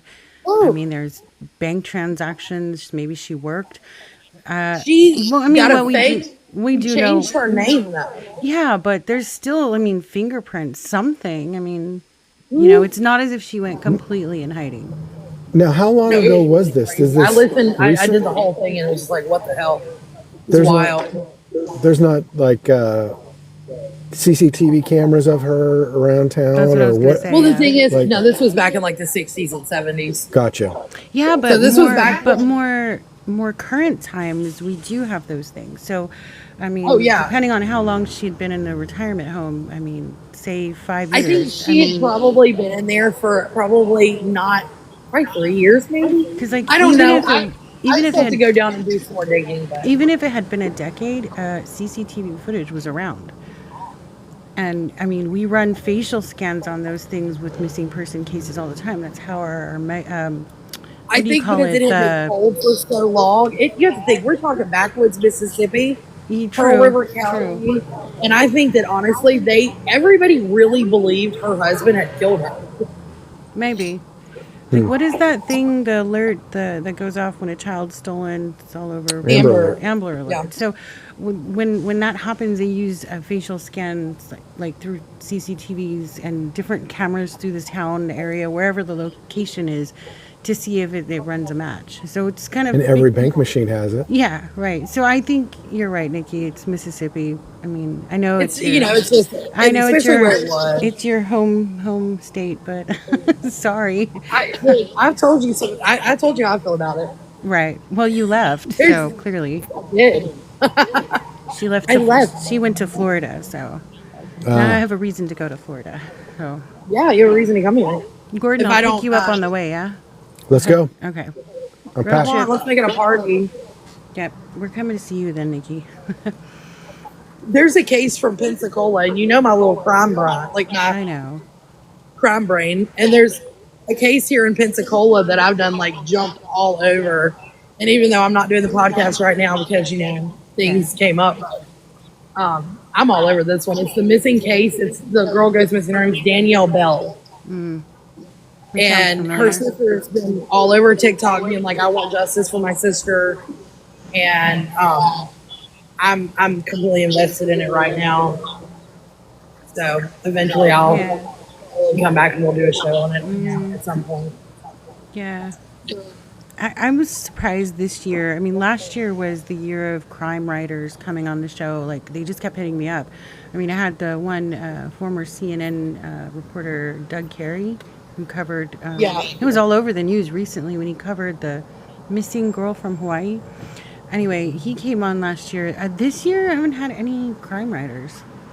We had a lot of writers, but no true crime, which is unusual. Listen, you did one show that I went back and I like got on YouTube and watched a bunch of the episodes or that episode, but you had one chick on there. Listen, that was like wild. I was Which I was one? trying to keep up. The MK Ultra. Oh, she didn't show her face. Did you? That's the one you're talking about? Her name Yeah. is Olivia. She wrote a book, and she, in her book, it's supposed to be her memoirs. She was taken. I guess her father was like CIA or something, and she was experimented on as a child. So it was very. She did not want to show her face. She had disguised her voice. So Yeah, I think listened you to the remember that whole one, thing, Gordon. of Do you course. remember that? Yes. One? Something We about. talked about it. Yeah, I think we talked about it after that, but the title of the book, something like The Silent Mouse or something. I get it. Something. It was Yeah. crazy. I listened to that one, which I've called, I go back and listen to all 8 years, like whenever I'm doing so. I just like put it on and like work on my stuff or whatever. But that one had my interest. That whole thing was very bizarre. So I don't reach out to guests. It's a weird thing. I never really had guests. I mean, it was a storytelling podcast. They still do those episodes. But publishers would hit me up, people's publicists, whatnot. And I'm like, I guess, sure, why not? So you've had a lot of different various characters on the show. But usually I'm dealing with a publisher or a publicist, and they're like, hey, I want to set this up. And then we set it up. I don't usually speak to the guests prior to recording. You know what I mean? Like, bring them into the studio, we talk for a few minutes, hit record. Well, with her, it was like these conversations that carried for weeks. And I was like, well, if you want to come on, you can come on. But she wanted to talk. Like, I don't know, like she felt like she needed to tell me the story before she came onto the show, if that makes sense. So it was kind of an interesting thing. A lot of technical stuff happened. She said that the experiments, and I hope I'm saying this right, it's been a while, but I believe she was talking about that the experiments that occurred on her opened up portals, and like it was like almost demons that were coming through. And you guys think we have technical difficulties when we try to start up. That day, I mean, I spent 4 hours trying to get the studio right with her.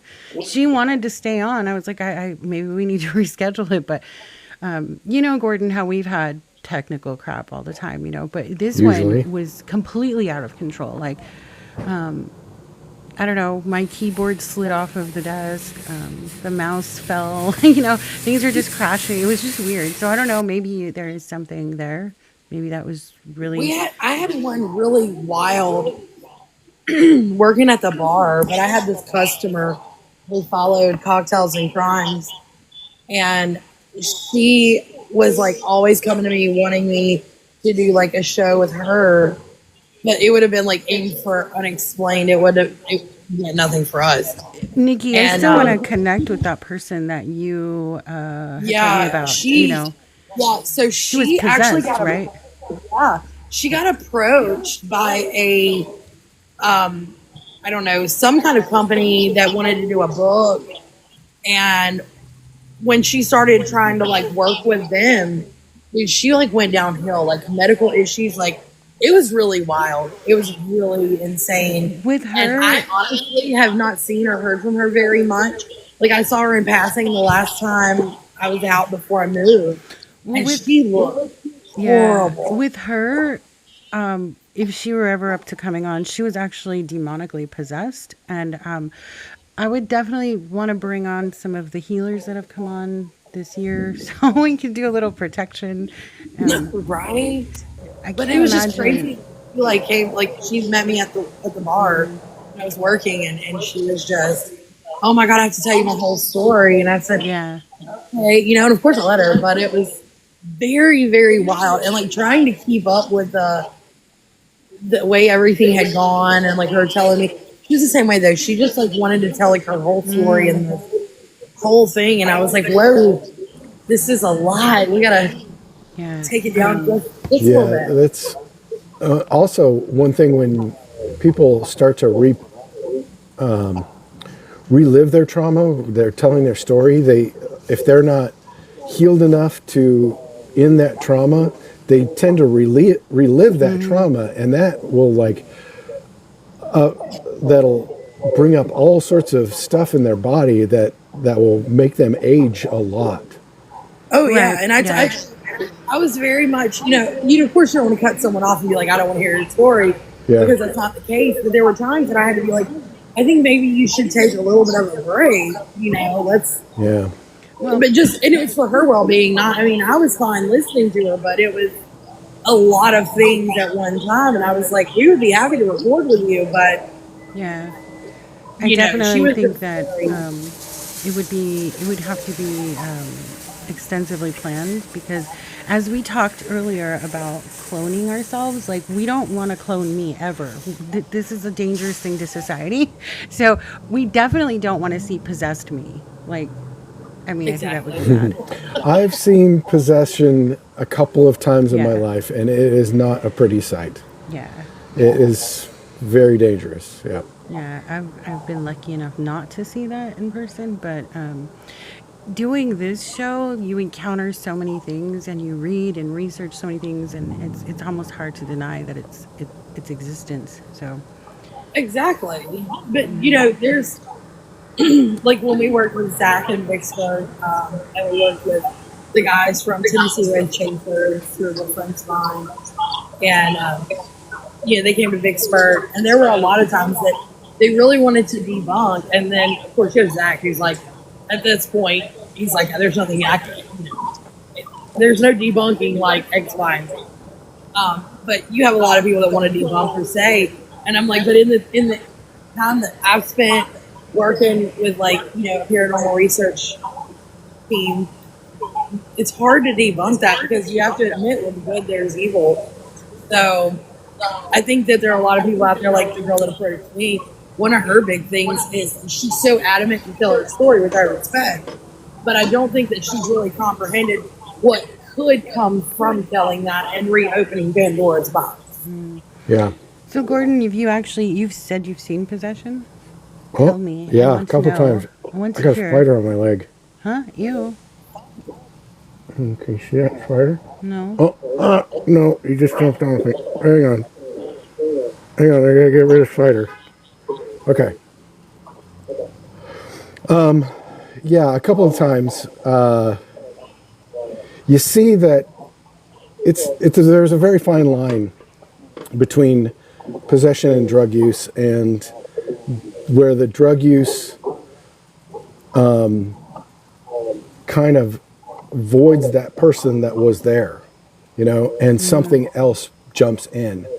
And Gemini could probably back me up Yeah. on this. When you She's see that happen, and somebody else is in there, where the eyes are different, when you look in that person's eyes, you're not talking to the same person. And there's this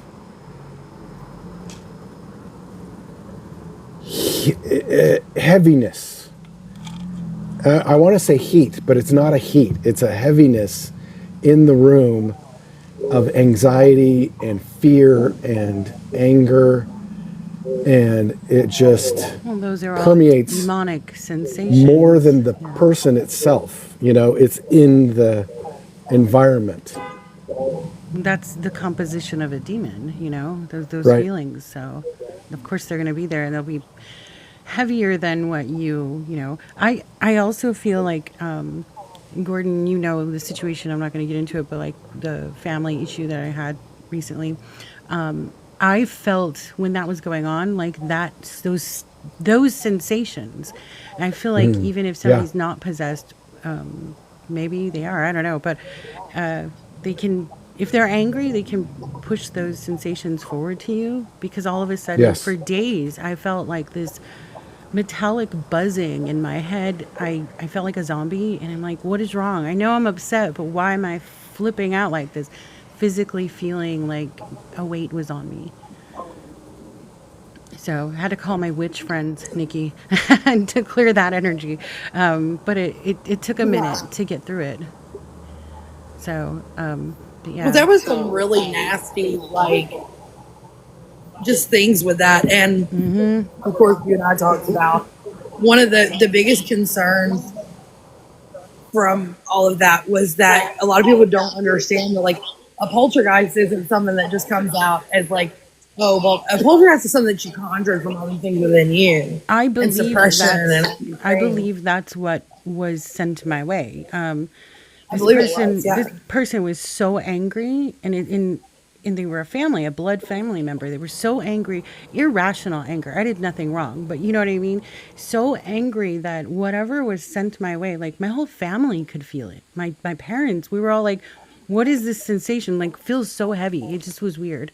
But yeah, I think that person, maybe her anger brought forward a poltergeist. I don't know, but possibly. They do that, That's what it and felt like. That situation was Go ahead. nasty, very nasty. Yeah. I don't know that that person even knows that they're doing it. I don't think so, Like A lot of they, times they don't, though. yeah, but the So, rest like, of us.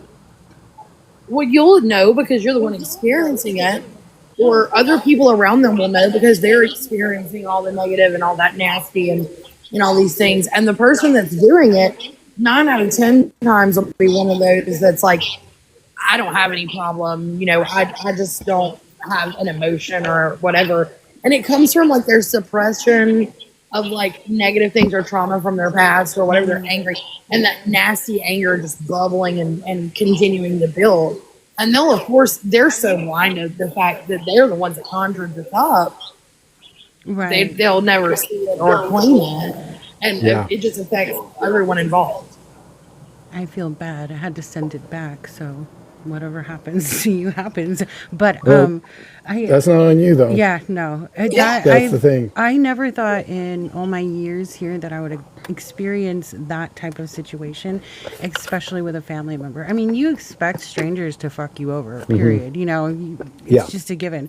But your own blood, it's shocking. Like, Well, in to my go to a experience, level like that. it was both family members. Both of those were family Yeah. members. So yeah, Oh, in your situation. it's worse. Yeah. Yeah, Really? it was.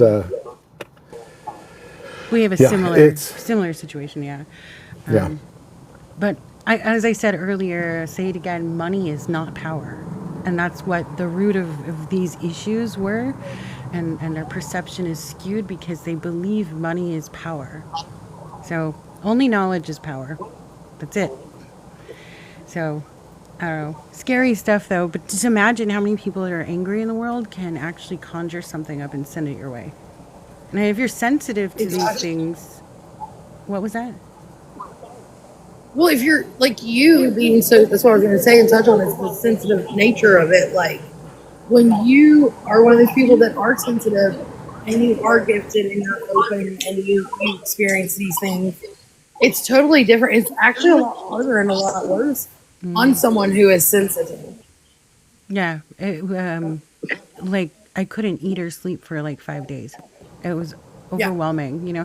And it wasn't just the negative sensations I was getting. It was also this questioning universal questions like, what is the point of being blood related to people when they literally want to harm you? They would wish harm on you, you know. right. Those weird, like you're in crisis at the moment. You're not understanding the universe anymore. Like, what the hell's going on, you know?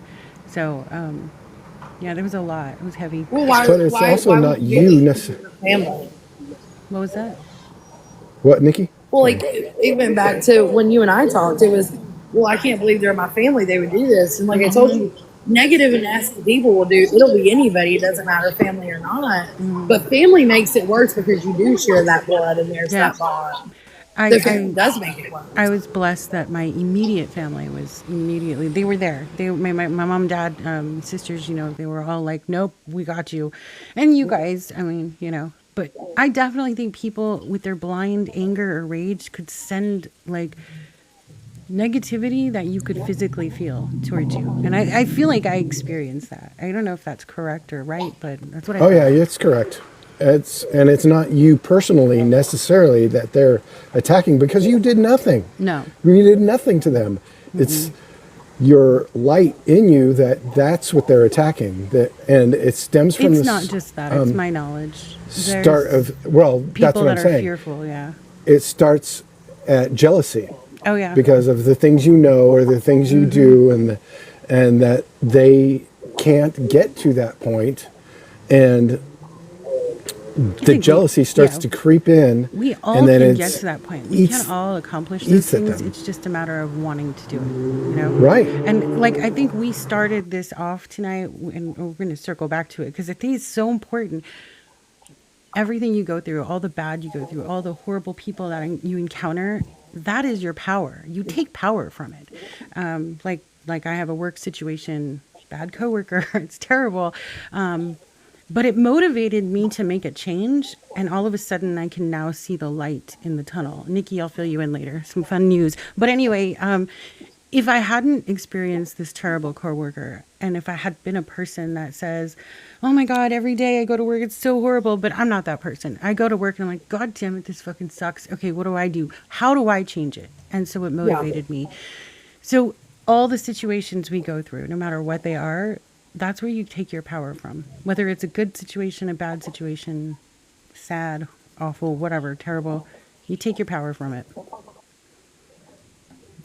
Yeah, a friend of mine just texted last week, whatever doesn't kill you makes you a superhero. Well, I really think, right? I do think that's where that statement came from. What doesn't kill you makes you stronger, because it has to. Unless you want to be a victim and sit in your shit, Right. So, anyway. But Nikki, what were that's you saying? unfortunately what people want to do. It's easier to be a victim. Well, yeah, being a victim is because everybody feels sorry for victims. You get lots of attention And- and for me. Exactly. I don't want Exactly. attention. And listen, I'm like, leave me alone. So I just do my own thing. Exactly. I want to just be on my wallflower. Just leave me alone. I want to be a wallflower. No, I definitely am. And I don't need or want, I've spent years getting all the attention. I've spent years being the local, everybody knows me. Everybody knows who I am. I'm good. I just want to hide in my little corner But on the you're land in a away different- from everyone. You're in a different place now, though. Like Florida, it's pretty private for you now, right? Florida's very different. It's honestly, it's very refreshing to be able to go sit down and eat dinner and not be swarmed with 5 or 6 people that want to talk to you. Or it's really nice. Like I found a little dive bar that I go to over here, and I can go sit down. And I can have a drink in the corner, and nobody wants to talk to me. Nobody wants to bother me. It's kind of nice reverting back to being a wallflower. Yeah, that's cool. So I'm enjoying it. I don't. There's a leave lot the of house there's really very- nasty, negative things going on here. So there's a lot of things that are really bad. I rarely leave the house, so I don't think if I did go out in public, no one would know who I am. So I'm safe there. Yeah, I think that there's a part of me that's like, okay, I really no, don't get me wrong. I enjoy the anonymity that I have as far as like I don't have a whole bunch of people that want to just be in my bubble 24/7.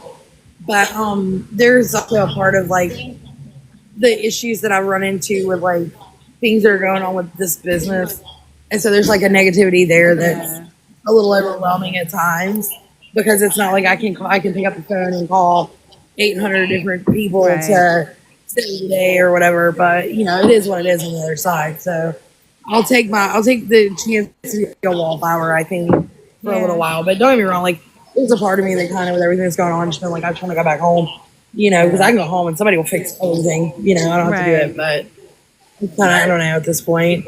I think I'm gonna just, I'm kind of just checking out on a lot of it and just being like, if I let it keep on, it's gonna literally be my 13th reason. So Right. You have to for your own mental health. Like hermiting is a yeah, good practice, very healthy. Yeah. I think that this year for the show, it's been like a blessing. I've met so many healers and legit people, like, and they've all done some special thing for me, like let me clear your energy or let me do this, and it's been yeah, kind of amazing. Like Amy Robeson, man, she's pretty powerful. Showing you really how to manifest, connect with the Akashic records, you know. I took one of her courses like last month, and that was eye-opening. She does a free, you can just sign up on her website. It's like a deep meditative state where you can reach into your own Akashic records, which is super cool. So, I don't know. Do you remember her, Gordon? Yeah, I think we talked about it offline too. Yeah. How it. I think I'm that would glad be you took fun. it. That's good to.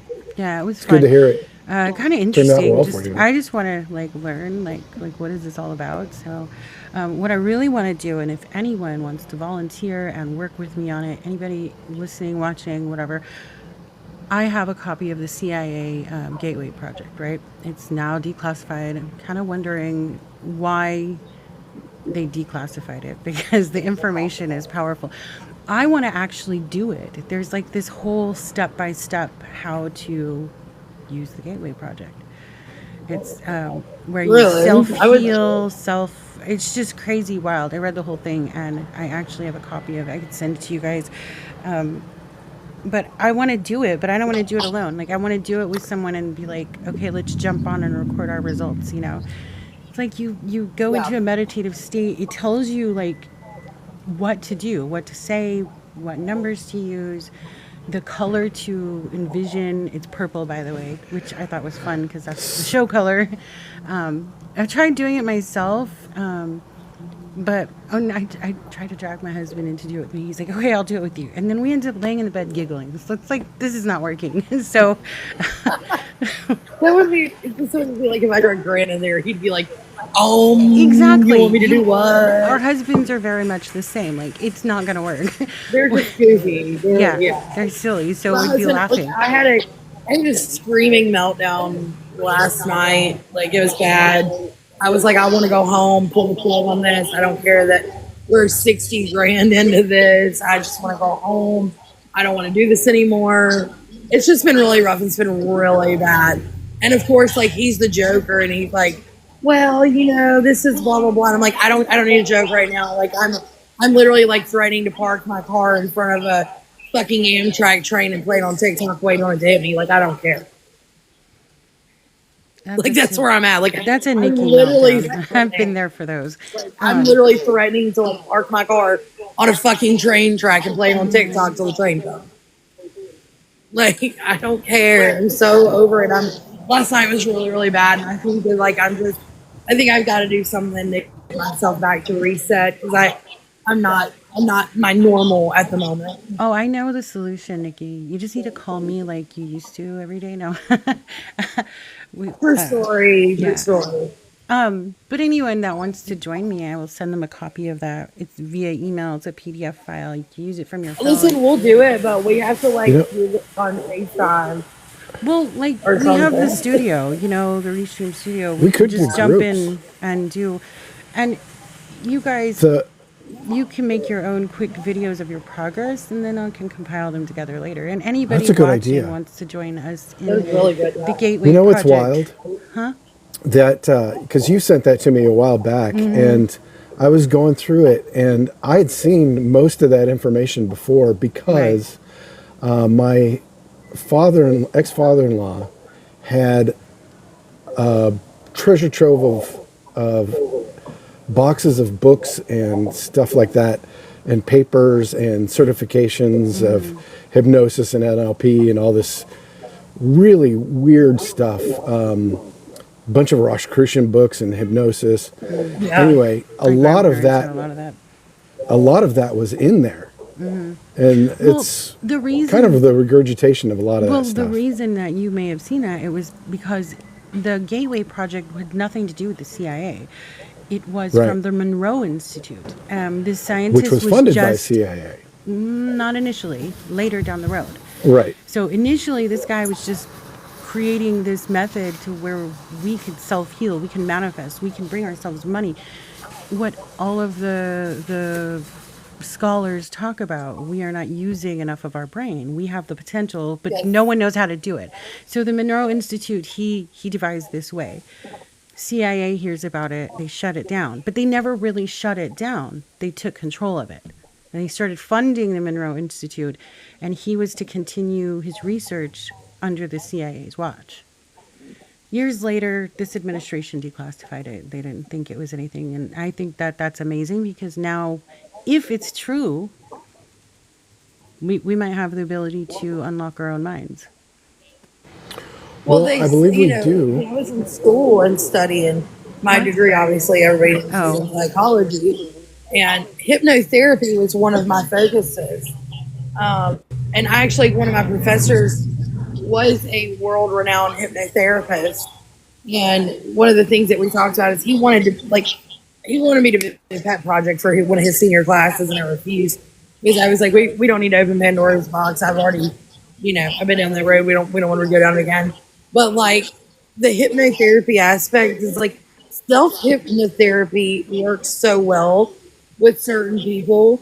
But if we could open up and use more than 2% of our brains, we would be dangerous. Right. I want to be like that. Okay, so somebody jump in with Exactly. me. We can do it together. I mean, I'm already pretty smart, so like, let's just add to it. Like, I don't know. Right. Well, it's an exercise. It's like Yeah. it's a muscle. You have to actually practice it, and the more you practice it, the better you get at it. And you can't. It's like getting Right. into the Akashic records and stuff. Like you have to get into that space first, figure out how to do it, and once you start to figure out how to do it, like you have to keep up the practice, And or else you Yeah. lose those muscles. What's in this book, this document? It talks about how to get into that space. I can't remember the number. Is it like number 10 or something, Gordon? Do you remember?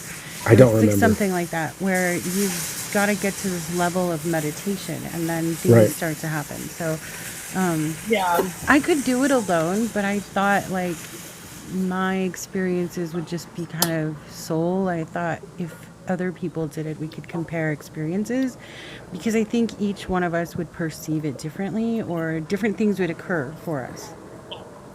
Yeah. No, I agree with you. What do you think, Gordon? I think also when you do things as a group, it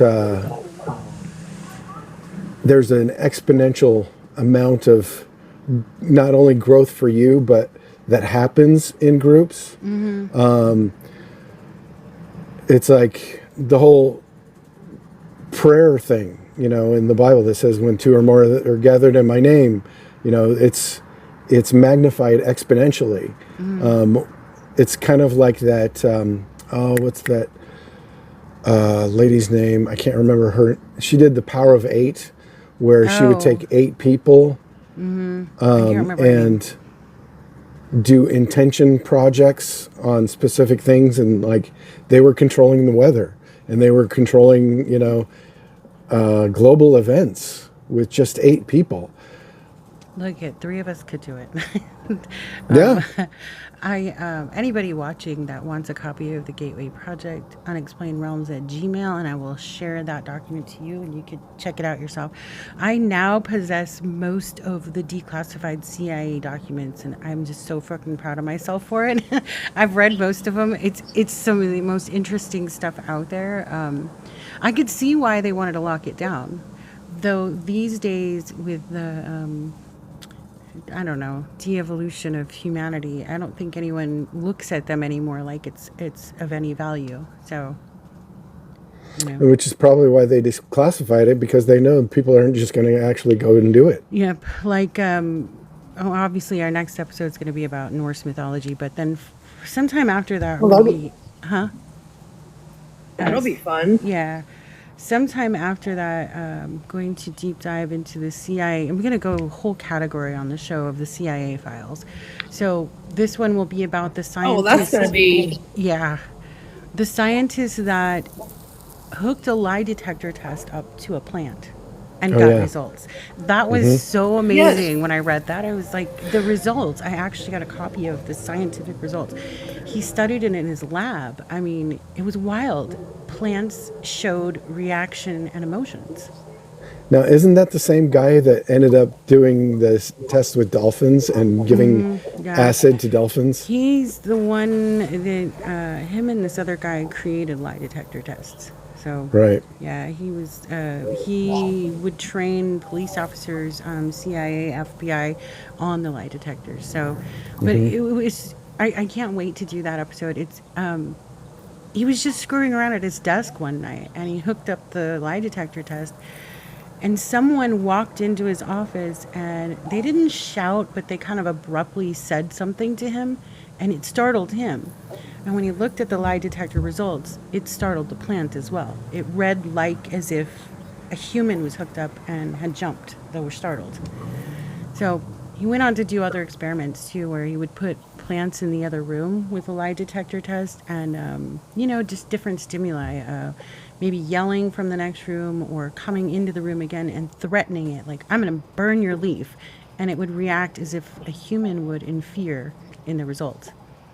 And what was wild is Lord, that don't later be on, telling those folks plants would that. remember that individual person Right. too, and they would react when that person came into the room. Right. So if the person had yelled or was abrasive to them, the next time they hooked it up, they didn't tell the plant, oh, this person's coming. The person just showed up, and the plant showed fear. Like it remembered that Yeah. person's terrifying. Nikki, what were you saying? You don't need to tell people that. You start telling people that, we already deal with enough tree huggers. I'm a tree hugger. I already talked to my plants. totally They all a have tree hugger. names. I sing to them. Again, definitely married to the right person. I can't imagine anyone else that would be like, oh, that's really cute. No, other people would be like, are you crazy? So, yeah, I have full conversations with my plants. So, There are no plants in my house. I had a Venus flytrap that died. And then I killed a cactus and I killed a fern. oh my Because goodness. clearly I am where plants go to die. I'm their retirement home. I don't know. What about you, Gordon? Do you have plants?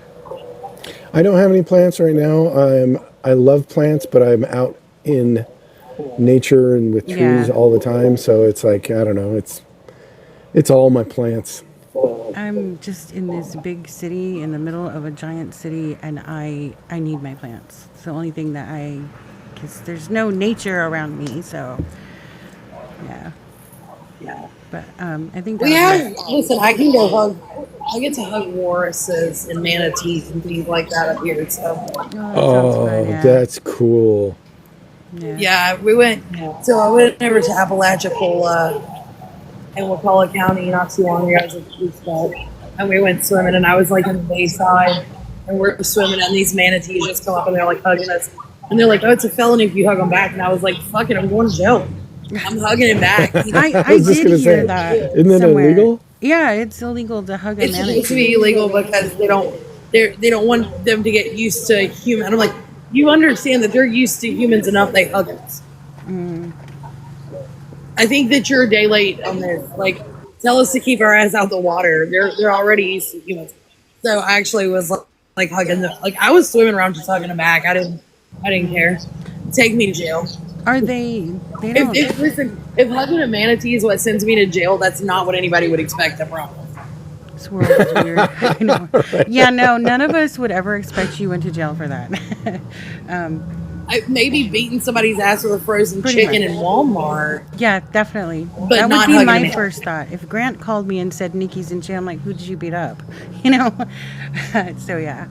But Exactly. I don't know. That would Like be it cool. wouldn't be just she hugged a manatee. Yeah. I think I would be. I don't think I would Yeah, want to do I it. get to. I think I would be like really squeamish because they're like slimy, or I don't know. I'd be like, ew. Ah, I I think it'd don't be know. cool. I don't know. Maybe. They're very smooth. Maybe in the moment I would. They feel like leather on my, like soft like leather. Oh, And they have these adorable little snoots, and you can like boop their snoot. mm. And I did. I booped so many snoots. My husband was like, "Get out of the water, quit hugging them." I was like, "No, you're gonna have to take me to jail." So like, listen, if you ever They're see on the related news to that you go to elephants, jail, right? it's my problem. Do what? They're related to elephants, right? I think I've I read think that. so. I'd have to ask my father-in-law. He's the animal guy, but I think they are. I think that's what he said once. And they do actually kind of feel like an elephant when they're wet, I would imagine just but more of a they're slimier just version. very. But they're not slimy. They're just No? they feel like if you wear a pair of boots that are leather and you walk out in the rain and you feel like your boots and they're really soft. That's Oh. kind of what a manatee feels like.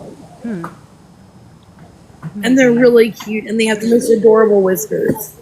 Whiskers? They have whiskers? They have like these cute little I'm whiskers. gonna have to look up a And I'm not manatee gonna now lie to you and because tell you, they're like they're shaped so funny. I just feel sorry for the way they're shaped. They're just like a little blob.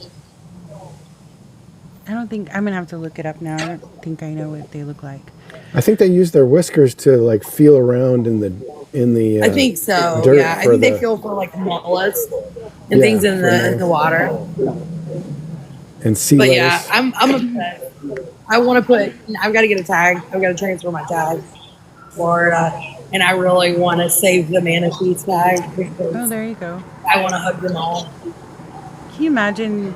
Those are just the things we can see. They look a little odd. We can see them in the water, but there's museums I've been to where Oh my there's god! these creatures that come from deep down in the ocean, and they're absolutely terrifying. Yes. Listen, Yeah. Grant works on the water, Mm-hmm. and they believe in the whole the bad luck fish. There's like this one fish that if you catch, like, it'll make the news. Like if somebody in the world catches one, they'll be like, "Oh, something's gonna happen on the water or something." And the like they oarfish. all believe in this because it's like this ugly. Bless his heart, he's so ugly fish.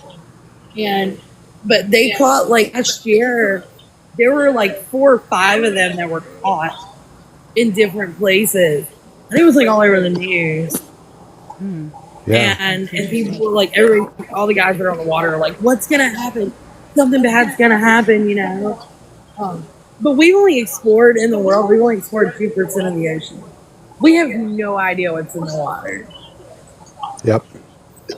So like, And they're seeing you tell me new the stuff all biggest the thing in time. the ocean. Like, what kills me is you want to tell me the biggest thing in the ocean is a great white or a beluga whale or no, I don't believe you.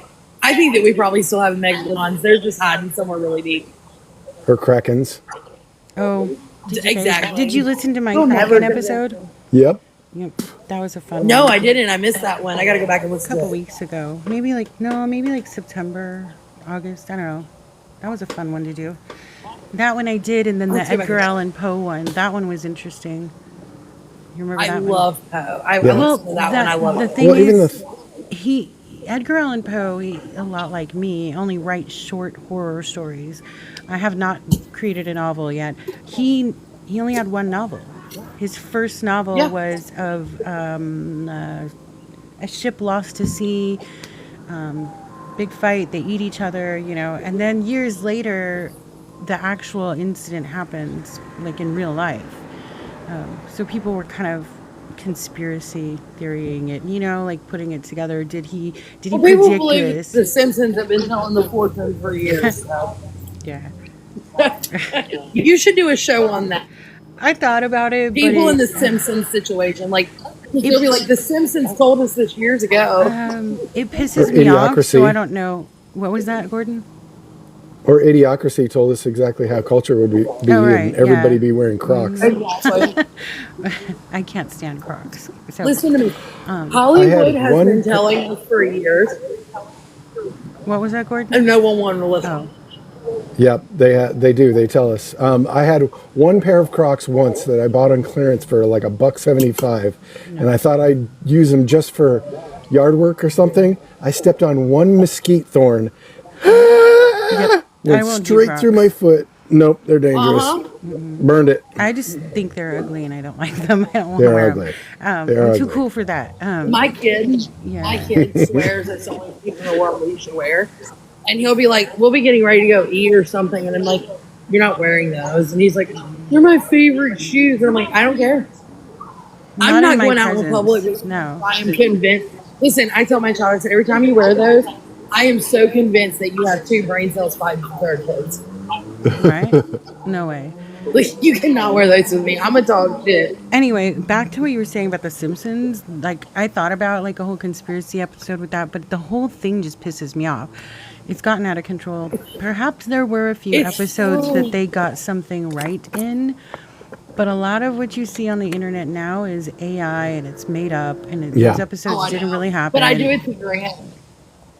I do it to Grant because he hates whenever I like. So I'll be like, I'll be like, The Simpsons told us this. Look, babe. He's like, shut the fuck up. Yeah, I don't know. I think it's just overplayed, and I don't want to lend my brain to that. I think, yeah, but I really, now don't get me wrong though, I've always said that Hollywood has always told us what's going to and is happening. But people just don't listen to pay attention. Yeah.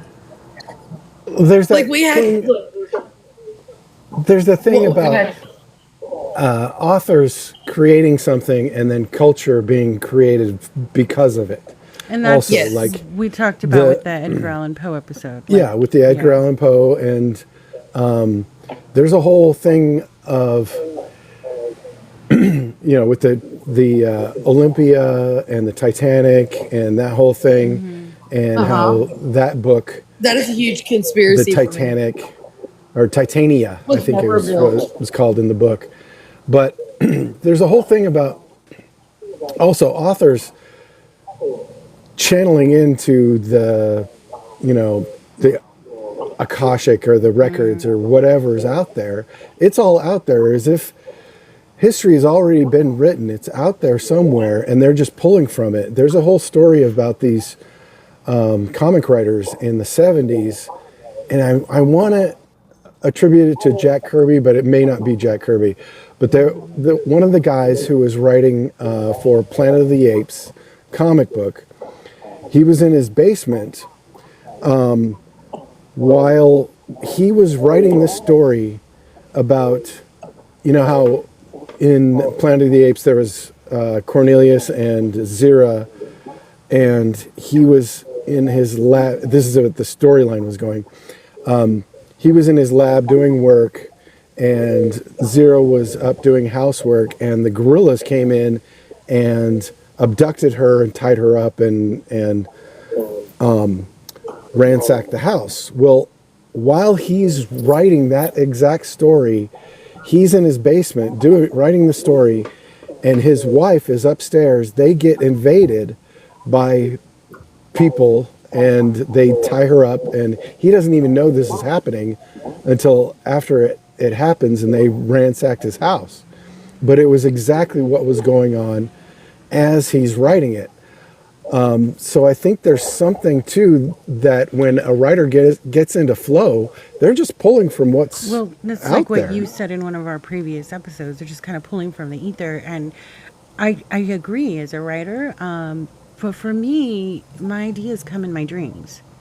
And like, it's not uncommon to see me on a Tuesday at 2 a.m. sitting up writing because I had a dream and I'm afraid if I don't put it on paper, then I'm going to forget it. And so it doesn't happen every night, but it's very frequent. And that's how I've published the 2 horror short novels, or not novels, but horror short books. So most of those all came from a dream, except for the one you suggested and inspired, the Killer Sporks. The Killer Sporks. Yeah, that was Yay! fun. I don't even know how we came on that. We were just talking about something, and you said Killer Sporks, and I was like, wait, what? Death by Spork. Yeah, what were we even talking about? That I would don't be the know. worst. We bounce all over, so who knows? I don't know. Yeah. I don't remember. Yeah. Anyway, but yeah, most everything I've written in those books were dreams, strangely enough. dreams are one of those things for me that are very peculiar because you'll have some people that swear that, like, dreams are like their subconscious that's telling them something, and then you have some people that don't believe in dreams, and then you have people that tell you if you have a dream about a cat that you're gonna, like your face is gonna melt off or something. It all has meaning. And Yeah. realistically, I don't think that any of us actually know because it's number one, they can't tell us why our body needs sleep. Other than we know that we'll die, but we don't actually know what sleep does for us. And that's a scientific thing. You can look that up. They don't actually know what sleep does for us. It just knows that if we don't do it, we'll die. So when you get into the conversation of sleep and you break it down, then the question really is for me is, well, are you actually what you call sleep? Are you in a complete different realm in your mind? Or is your mind wandering into another place and you're experiencing something that's happening with someone else? So like dreams for me are really weird because like there's a lot of questions that go into them. Mine are strange too. Like, just briefly, because I'm not supposed to be talking about it, but I firmly believe I met my grandbaby in my in a dream. And I know we talked about it on another episode, but I firmly believe it was. And weeks later, I get the news, Mom, I'm pregnant. So it's just, yeah. I believe that some of my dreams are reality. I don't know how or why, and then some things are just so fantastical. It's like watching a movie. Waking up like, wait, I want to go back to sleep. That was good. Then more recently, and I don't know, maybe this person will get this innuendo. I dreamed of a person. It was so realistic. I hadn't seen him in a very, very long time. And several days later, he subscribed to TikTok. So I'm not sure if it's like picking up, like, I don't know, like psychic things, or I don't know what it is. So, but my dreams are all over the place. That's why I think that, and I'll always say, to me, dreams are a very weird. I have one girl that I know, and she and her sister are like, they do like dream reading or dream interpretation. And my thing with that is it's something that can't really be corroborated because I can tell you if you have a dream about the sky being blue that you're interpreting, aliens are invading us. And you're going to be like, oh, because I told you I interpreted your dream. I can really just be telling you bullshit. Right. And it's hard to say. So dreams It's hard. are very, Yeah. Dreams are very one of those, like, don't get me wrong. I mean, obviously I believe in dreams. I have them, but to tell people what their determination of their dreams or where do our dreams really come from? Is our mind wandering in our own like subconscious, or is our mind kind of, it kind of goes back to correlating them to, for me, the Mandela effect. Right. Hey, Gordon. Nobody can really tell you why we remember this shit, but we do. Gordon, do you remember, I think it might have been early this year, I did an episode where we discussed it later, but it included somebody that was at Freud's dream dictionary. Remember, there was somebody, it was very rare, and I had got my hands on that dream dictionary. Was that the Carl Jung? Maybe. I don't remember. It was something that's very not, Yeah. somebody that's not, I don't know if it was Freud's or somebody, but they had these strange dream interpretations, and we were laughing because we were like, what the hell? Oh, right. Yeah. It's really old text, and I got my hands on a physical copy, and it's very, like, I keep it in plastic because it's so, like, old, and Yeah. but I had scanned some pages in so that they could see, but I can't remember who was it, and I don't want to get up and go look for the book. So I want to say Freud, It sounds like it. because I think he had the most I think it was Freud. bizarre, like, remember, That like, sounds dreaming like of Freud, too. It sounds like some of our what studies. was he said, like, dreaming of a certain fruit meant sex. I was like, what? Yeah. Yes, something That's crazy. what it was. Yeah. And it was Freud. Yeah, there is a thing definitely to, like, I've had those books, the dream interpretation dictionaries and stuff, and they're rarely on point, but your mind does work in symbology. Like at least mine does. And when I have a friend who's very gifted at dream interpretation, and she's much better about kind of sussing out. Sometimes you need a third party, like to kind of see it from an outside perspective. But because I try and journal my dreams a lot, and like several years ago, I had one of a dancing black scorpion. And the way I interpreted it at first, and I kept trying to interpret those symbols, and it ended up coming true that this dancing black scorpion was a distraction. I didn't notice what it was until after it actually happened, and I was like, oh, right, that was that thing. And that it was anyway, like our minds work in symbols along with this. I guess it's a primordial thing, like we see constellations, we see shapes in the stars and astrology and all those kinds of things, and there are layers to those symbologies where even like going to the idea that the dream is the real world, whereas this is the illusion. Right. Like the Aboriginal idea. I wonder The dream though, land. like when people are creating these dream interpretation books, like where's it coming from? Like many of them read the same way, like they're just regurgitating information from book to Yeah, a book. lot of that. Like for example, they say if you have a sex dream about someone, it's not sex. It has nothing to do with sex. It's missing a close physical bond or friendship or something like that, But where do they come up with this? Is it like scientific? Nikki, you're the psychologist here, so where's it come from? Well, you have the psychological side of it that they believe is where your brain is yearning for, which is all based on studies that were done, very early on into the study of psychology, where they put, for instance, you had one study, they took everybody away from, like they took a husband or wife and they separate them, and they put them, husband does this, wife does this, they don't see each other.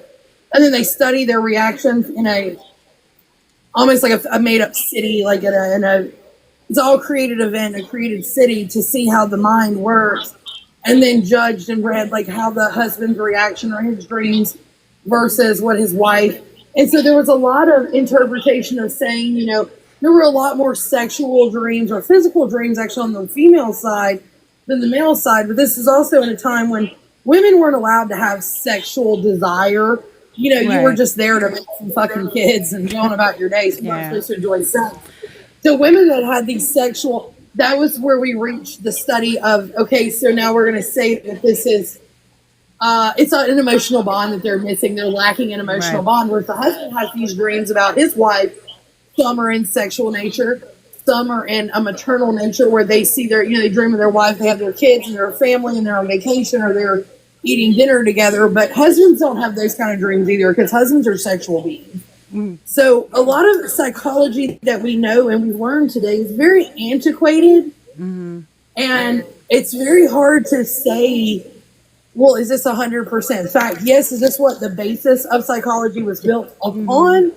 Yes. And that's where you get well, if you have a sexual dream, because more women had sexual dreams about their spouses while they were missing them than men did. So, of course, women can't be sexual, so it had to be emotional, right? Because we're just all emotional. So Nikki, in your studies, like you're studying to be a psychologist, obviously it's more modern times. Did you encounter anything like current dream studies? Like, are they doing those still? Are they looking There at? are well, here's what you run into now. There are a few that are done, but you have to be very cautious because in one breath, you may find a doctor that you 100% believe is just everything out of this person's mouth is golden, but because of the practice or the way that they practice, whether because it's not the stereotypical across the board, there's a lot of times that they'll be called a quack and they're crazy. There's sleep studies, dream studies, even things like hypnotherapy or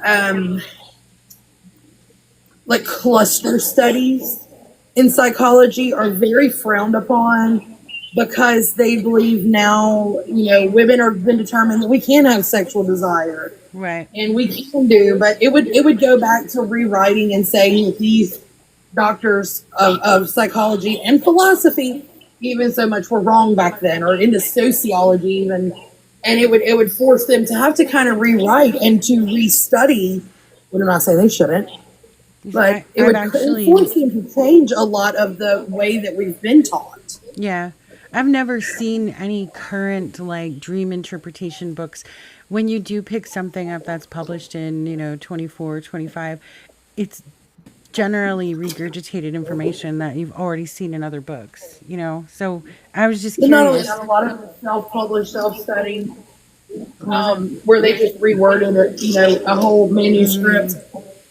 And something else that you have to take into consideration now is back when you had like Carl Jung and you had Freud and you had,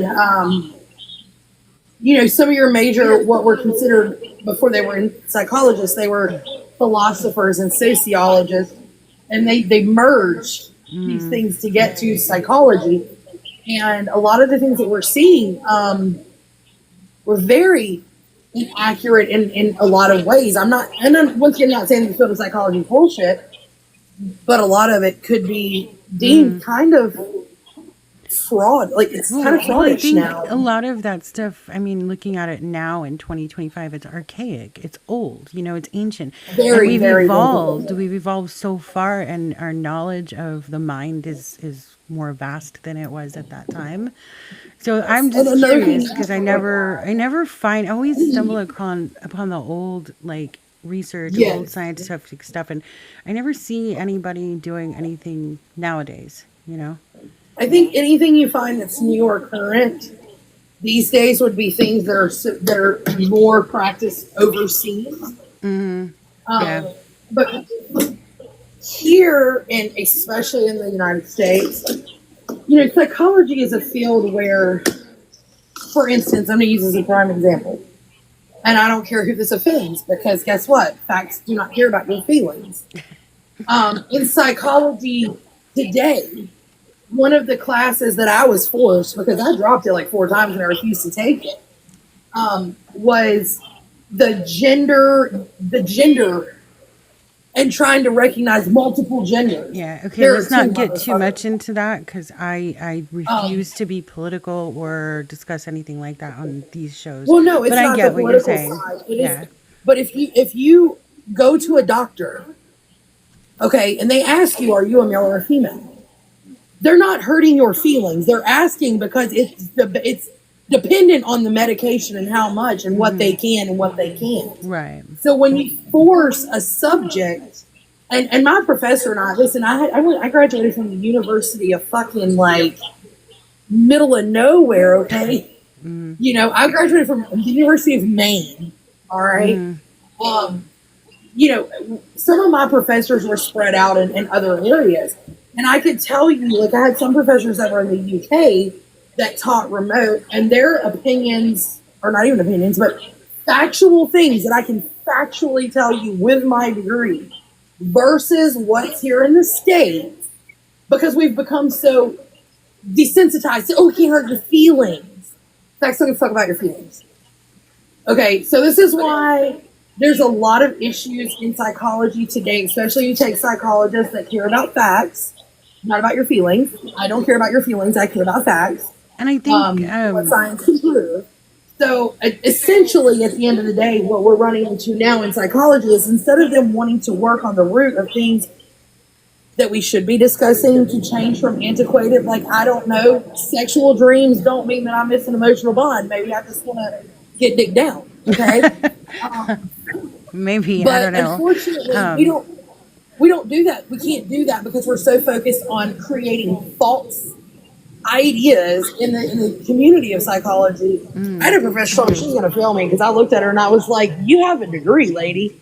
I thought you were smarter." um, I was You gonna, know, yeah. and so like you can't. UK and things like that is where you should start really looking at the leaps and bounds in psychology there to see like sleep studies, dream studies.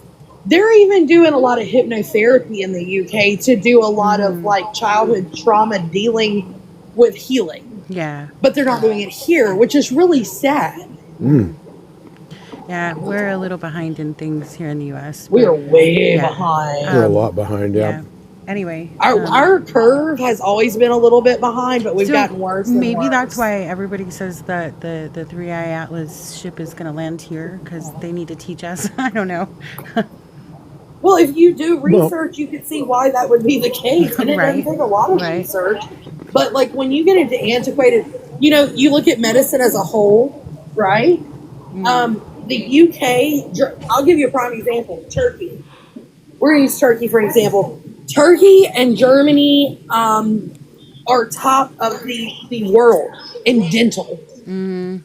Okay, like their dental schools over there and what they're doing in the dental field is absolutely like they make us look like we still have wooden teeth over here. Okay, it's very they're leaps and bounds beyond us. And to go to Turkey and get, let's just say, a full mouth of veneers, right? From what you get there to these laser created, they're created with these like amazing machines that are done, Well, and it's they're done not. in house, Yeah. and they're done in a day. It's not even just that. Like, I don't know what country it is, but like my spine issue, like here in the US, they refuse to treat it. They're like, here, you can have pain meds. I don't do pain meds. I'm like, I can't feel my feet. They're like, use a cane. I'm like, are you serious? They won't treat it. What? But in another country, and I can't remember which one, my specific issue would have already been handled and addressed, and I'd be able to do all my living like I normally could. Here in the Exactly. U.S., it's hindering my life. Like I can't stand for more than 20 minutes. I can't walk. I can't hike anymore at all.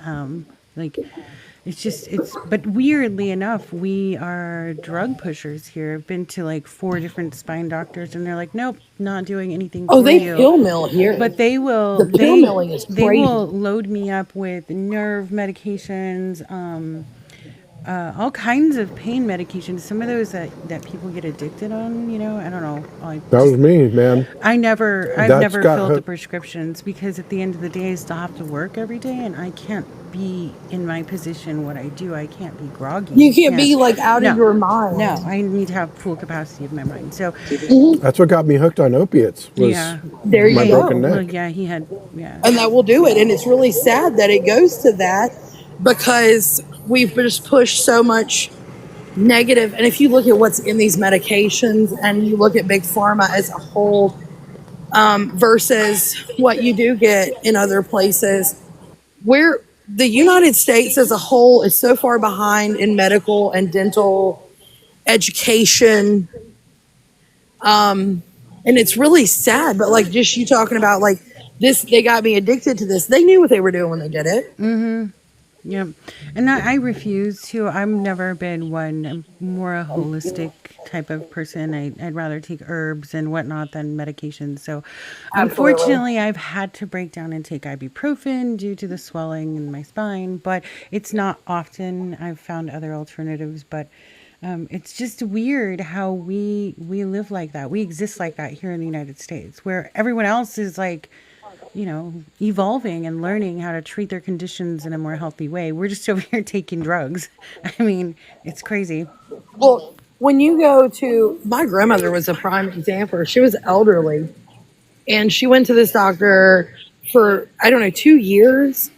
And it was to the point where I never raised my voice at my grandmother. I never talked back to her.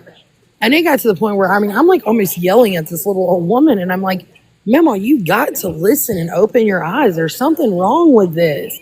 He has my grandma down to where she weighs like 95 pounds. And he's like, oh, you're so severely diabetic.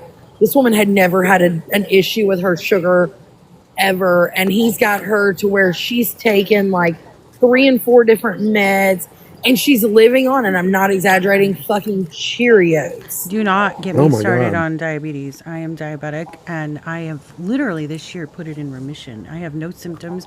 I am still diabetic, but I do not have any symptoms.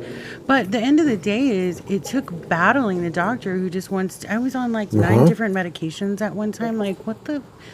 All with different side effects, and the blood sugar Insane. still wasn't in And it's control. probably making but it's probably was making your other issues Oh, yeah. worse. Right. And they're combating those issues with more drugs. I told the doctor like this year, I was like, we're not doing all these medications anymore. And he's like, but I'm the doctor. And I'm like, I'm the patient. I'll don't find care. someone new. He's like, what is your plan? I'm like, just give me like 3 months. I'm going to reduce it down to 1 medication. I changed my diet so hard, like it would make your head spin. I've literally, for the last 6 how you months, do it. only eaten fish, roasted vegetables, shrimp, some chicken, no red meat. I now am eating red meat again, and I'm out bringing carbs back into my world. But my But very, A1C very is, subtly. yeah, my A1C is under a 5, which is like amazing. And I Good did for that you, in like man. 6 months. Great. Went back That's to doctor, wonderful. like, suck it, bitch. He was like, what? Yeah. How did you do that? That's what I did. So now, because back and yeah, because I do have a told me, pancreas "Suck." issue, I am on You're a fired. once a week medication, but I'm okay with that, you know. But yeah, so like I'm shocked sometimes how doctors are so willing to just give out medicine. Here's another medicine. Here's Because they another get, pill. they get They get kickbacks kickbacks. from big pharma all day, every day. That's what was happening with my grandmother. And I happened to wake up one morning and I'm looking, just scrolling. I'm sitting at my desk at the time. I worked an F&I, a car dealership. And so I'm sitting there and I'm scrolling my normal as I'm getting my life together for the day. And here's the doctor that my grandmother's been seeing for almost 2 years. He's been arrested and he's got like 947 federal indictments for wow. kickbacks and Wow. all these different. So he was charging my grandmother's insurance and saying that he was giving her, X, Y, and Z. And he never wrote her a prescription. He always gave her these sample packs and was like, "Oh, I know Oh, your yeah. insurance doesn't cover this, so I'm going to sample give packs. you these." And it was always sample packs. Uh-huh. And the woman was solely living on 3 meals of Cheerios a day because you can't eat vegetables because they have sugar. You can't eat meat because it's got this. You But can't it's the eat this thing. because It of kills this. me is that like I'm me arguing with my doctor, like, let me handle this through my diet. And he's like, no, no, no, no, medication's the way. I'm like, listen, I can leave you at any time, I don't have to come to you. Right. But once I got my way and he removed some of those medications, diet is 100% the key to diabetes, period, as well as a mindset. I have something Any of else it. called PCOS, which lends to the diabetes and it makes it I have worse. So PCOS. you do? Yeah, it's Yeah. pretty horrific. But anyway, I just changing that diet and reading like what's gonna not just lower my blood sugar, what's gonna take my hormone levels to a certain Yes. point. It's just really a combination, and you have to want to do it. You have to sit down and say, this is it. I'm really stubborn, so when I put my mind to something, like I'm a bulldozer, you can't stop me. So, and then the doctor pissed me off, so I was like, hold my beer, So Exactly. yeah. But Like yeah, my grandmother drank one little tiny. So she had a heart attack in 92, 93. And we were up on top of Maggie Valley in North Carolina. And so the doctor told her that he wanted her to drink 4 ounces of red wine every night. And my grandmother drank her little 4 ounces. And even when she passed away here last year, her heart was in but a holistic doctor told her 4 ounces of red wine. She never was on any heart meds.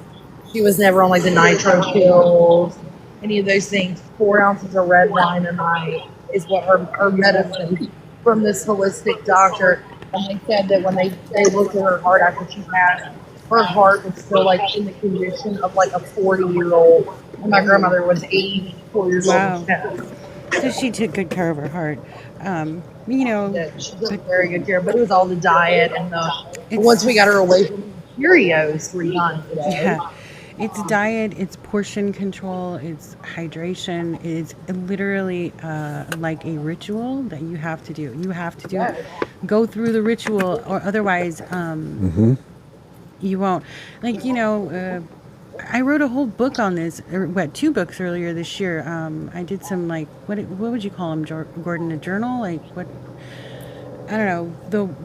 The one was Hello Darkness or The something. workbook.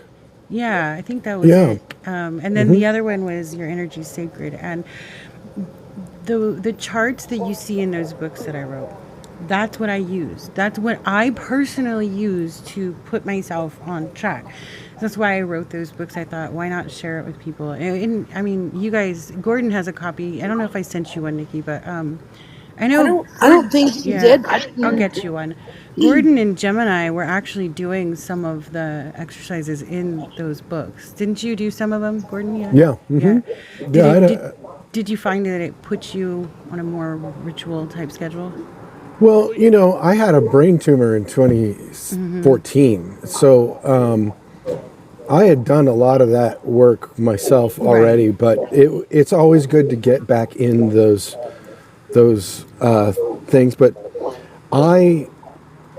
I was 250 pounds. I had neck and back issues, but I was also addicted to prescription opiates and alcohol. I was drinking myself to death. But throughout the whole brain tumor thing with all the team of doctors, they kept pushing this drug and that drug and that drug and that drug. When I finally got off of everything, and this took this ritual of cooking for myself, not trusting anything anybody else was giving me. And I was able to lose a bunch of weight, get all my levels, all my hormone levels and brain chemistry levels. It wasn't brain chemistry, it's a different thing. Yeah. But I found that to rebuild my brain, I had to go on a high-fat, low-carb diet for a very long time. And now I've I gone tried that, through. but the high fat just kind of fucked with me. So I went on just seafood, chicken, It depends fish, on- shrimp. Yeah, and that's great too. But it depends on your issues, right? Right. And I think it's different for men and women also. Yeah, definitely. But our nervous system is also Like the carnivore diet works really well for men. Like my husband got a little chunky, and I put him on that, and he kind of got slimmed down a little bit. But the red meat for me like upset my stomach a lot. I don't know why, but it's just maybe male, female. He loved that, and I'm like, So Speaking of what we talked about the last time, I went down and picked up shrimp off the dock. oh And yeah, I got you 5 pounds to send you. I just got to get Yay! dry. She's gonna send me fish. Anyway, what were we saying? Oh, basically though, mind over matter. And in those journals that I wrote, you can find them on Amazon if anyone's interested. It just going through some horrifically dark times over the last few years, and I didn't, there was no one around, like no one's calling, no one's helping me, so I had to do it myself. And that's what those journals present, like Hello Darkness. I just faced the darkness head on, yeah, and that's what you got to do. I took all my old Take journals. back control of yourself. Yep, I took all my old journals this year, and I wrote that journal like to share it with other people. And I mean, I thought it was kind of fun, and it was therapeutic, and it was just felt accomplished because like not only did I heal myself, mind and body, but I am now able to share it with everyone else. How I did that. So Well, and that's a huge thing is because you made it through all of those things, and now you can and you have the ability. But what that could do for someone else could be leaps and bounds in the long run. So I think it's great, and I think there's a level of selflessness that goes into sharing that with other people because it's very private, and it is a very you went through so much. So there's selflessness in there that a lot of people will never understand. I didn't get too detailed about what I went through. I just simply labeled it as the darkness. So that's as far as anybody's going to get. But I mean, you two know, but I don't really, I didn't want to give that too much. That will come a day if you ever want to. Yeah. You have the ability. Yeah, but yeah. For now, it was fun, and I sold quite a few copies, and I've heard lots of feedback from Good. fans on that one. So it's kind of fun. It's cute, Well, carry size kind of journal. You can throw it in your bag, glove box of your car. and that's the I thing need too, one is for my office. I'll send you one. that even if it's just for you, especially it's just for you. You got to look at these things. You got to look at the darkness in yourself to be able Yeah. to address those. Because if you don't look at the dark stuff, you're not going to find the roots of the causes of these things. I can honestly say I found my light. It's been at least a 2-year journey, but I found my light and I know how to use it. I explained it to somebody one time. They were like, how? I'm like, okay, when you're in a new relationship and you feel like you're on a high, you've all been there, right? New relationship, you feel like you're on cloud nine, or everything feels sparkly, right? Well, you try to find a way to make that energy, make that feeling without the new relationship, if that makes sense. You And make yourself. that the vibe, that high, that feeling that you're like on top of the world. Make yourself feel that way every day. It is not easy. It is not. There's so many outside external negativities and just you're in your head every day like, oh, I hate my job or I hate this coworker or whatever it is. You got to find, it's like chipping away at a brick wall with your Yeah. fingers. And once you free yourself from, those thoughts, those weird, intrusive thoughts, then you could see clear. Your mind is more open. So, yeah. Anyway. Well, and I think, but one of the big things, and you've heard me say it, there's a reason why I've worked for myself and I do, is because, it comes to a point where every day you can be so positive and you can be so, but then there comes a time where you're like, all right, listen, I got to take it back to the hood. Like, I'm not from the South. I'm from the South side of heaven. I will slap you with a Bible. You know what I mean? I refuse to do that. Become angry or negative with anyone. It's just part of what I'm decided how I want to be. Like I'm not gonna be vulnerable anymore to anyone except the most closest people to me, if that makes sense. Like my husband I'm may see Aquarius. I'm too, vulnerability. like, fly off the handle. What was that? I said, I'm too much of an Aquarius.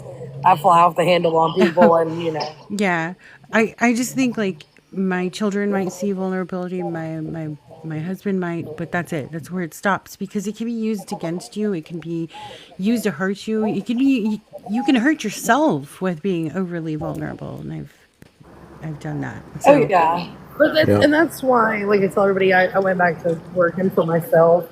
I just don't have the energy anymore. I will slap you in the mouth and continue to walk and just smile in my mugshot and not that care. is just what makes Nikki, though. I can't imagine you without it. So And that's kind of where this conversation started too. Is that we were talking about the power that comes in cutting people off, yep. and Exactly. because And of when that, you start doing that, because of what's and you healthy, sequester, right? and that's what I've done. I've sequestered myself down here. And Ann will tell you, I was surrounded by hundreds of people daily, weekly. I mean, my house was a constant revolving door of people needing something from me, wanting something from me, expecting me to pick up the check, pay their Yeah. bills, help them out, Right. for them. When I would say no, and I would be like, look, I can't. I'm overextended.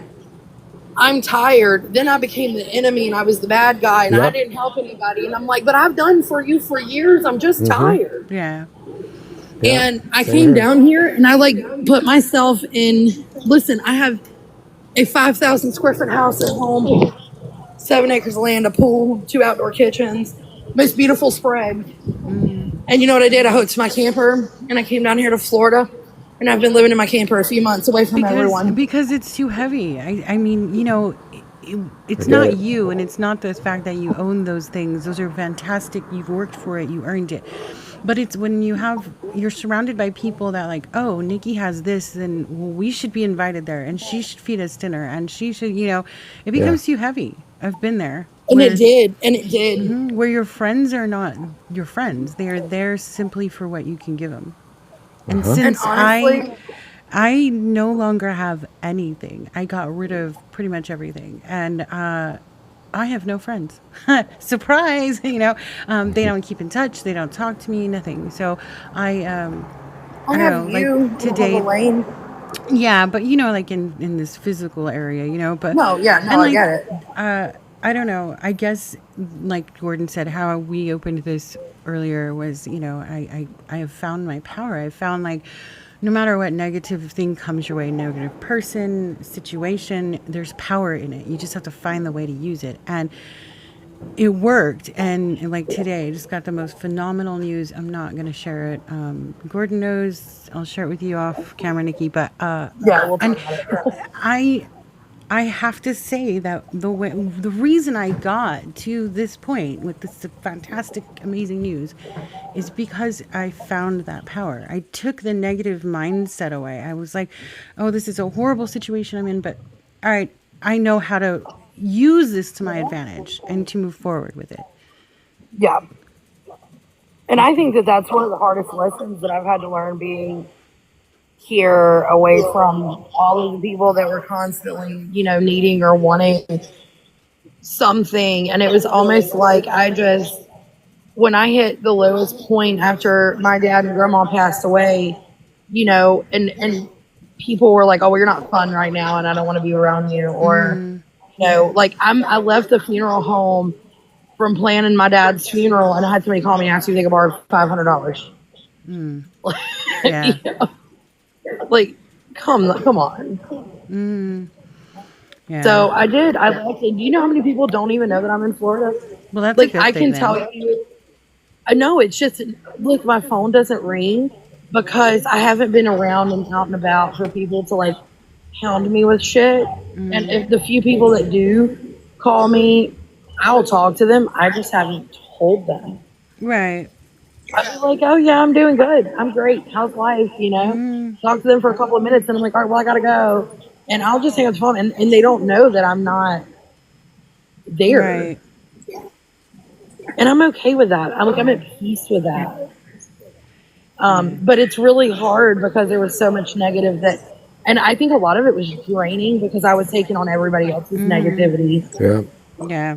And they were affecting me and like making it more harder for me to like day to day because they were projecting their negative and their nasty and their all these things. They projected them onto me because I was surrounded by their negative. Well, like we were talking about earlier, like angry people can project that energy onto you. At least I believe so. Anyway, it is Just getting, people in general. Yep, it is getting late, so we probably should wrap this up. Yeah. My battery's about to go now. Yeah. So. All right. Well, it was fun. Well, it was fun. Nikki, I just miss you texted so you. much. It was great meeting you. You too. Good Yeah, to I've meet never you, got Nikki. you guys in the same space, so it's kind of cool. Wait till you know, meet it's so Gemini. crazy. She's great. Nikki, I just texted you, and for everybody watching, thank you. I hope we didn't bore you too much. Gordon, No, as thanks for always, hanging. I am so blessed to have you in my life. Thank you. Being the most amazing male friend. And you too, Nikki. You guys are blessings. So with I that, love you so big. And we're gonna get ready. We're gonna do a show together. Yeah, we're we gonna need to. We're gonna bring cocktails back here soon. I think. Yeah, we will. Firstly, I'm gonna bring it back. I'm just trying to figure out like how to close this. Like when I'm on a laptop and it's like this whole studio thing. I don't know. Like yeah, I don't You know. have the X up on your right I see there's side. an Maybe because like you guys are all gonna disappear and I'm just sitting here like I don't know how to close it. Anyway, all right, you guys. And we'll be like, thank have you. fun. Boop. Right. All right. Good night, guys. All right. Bye. Thanks for hanging. Bye.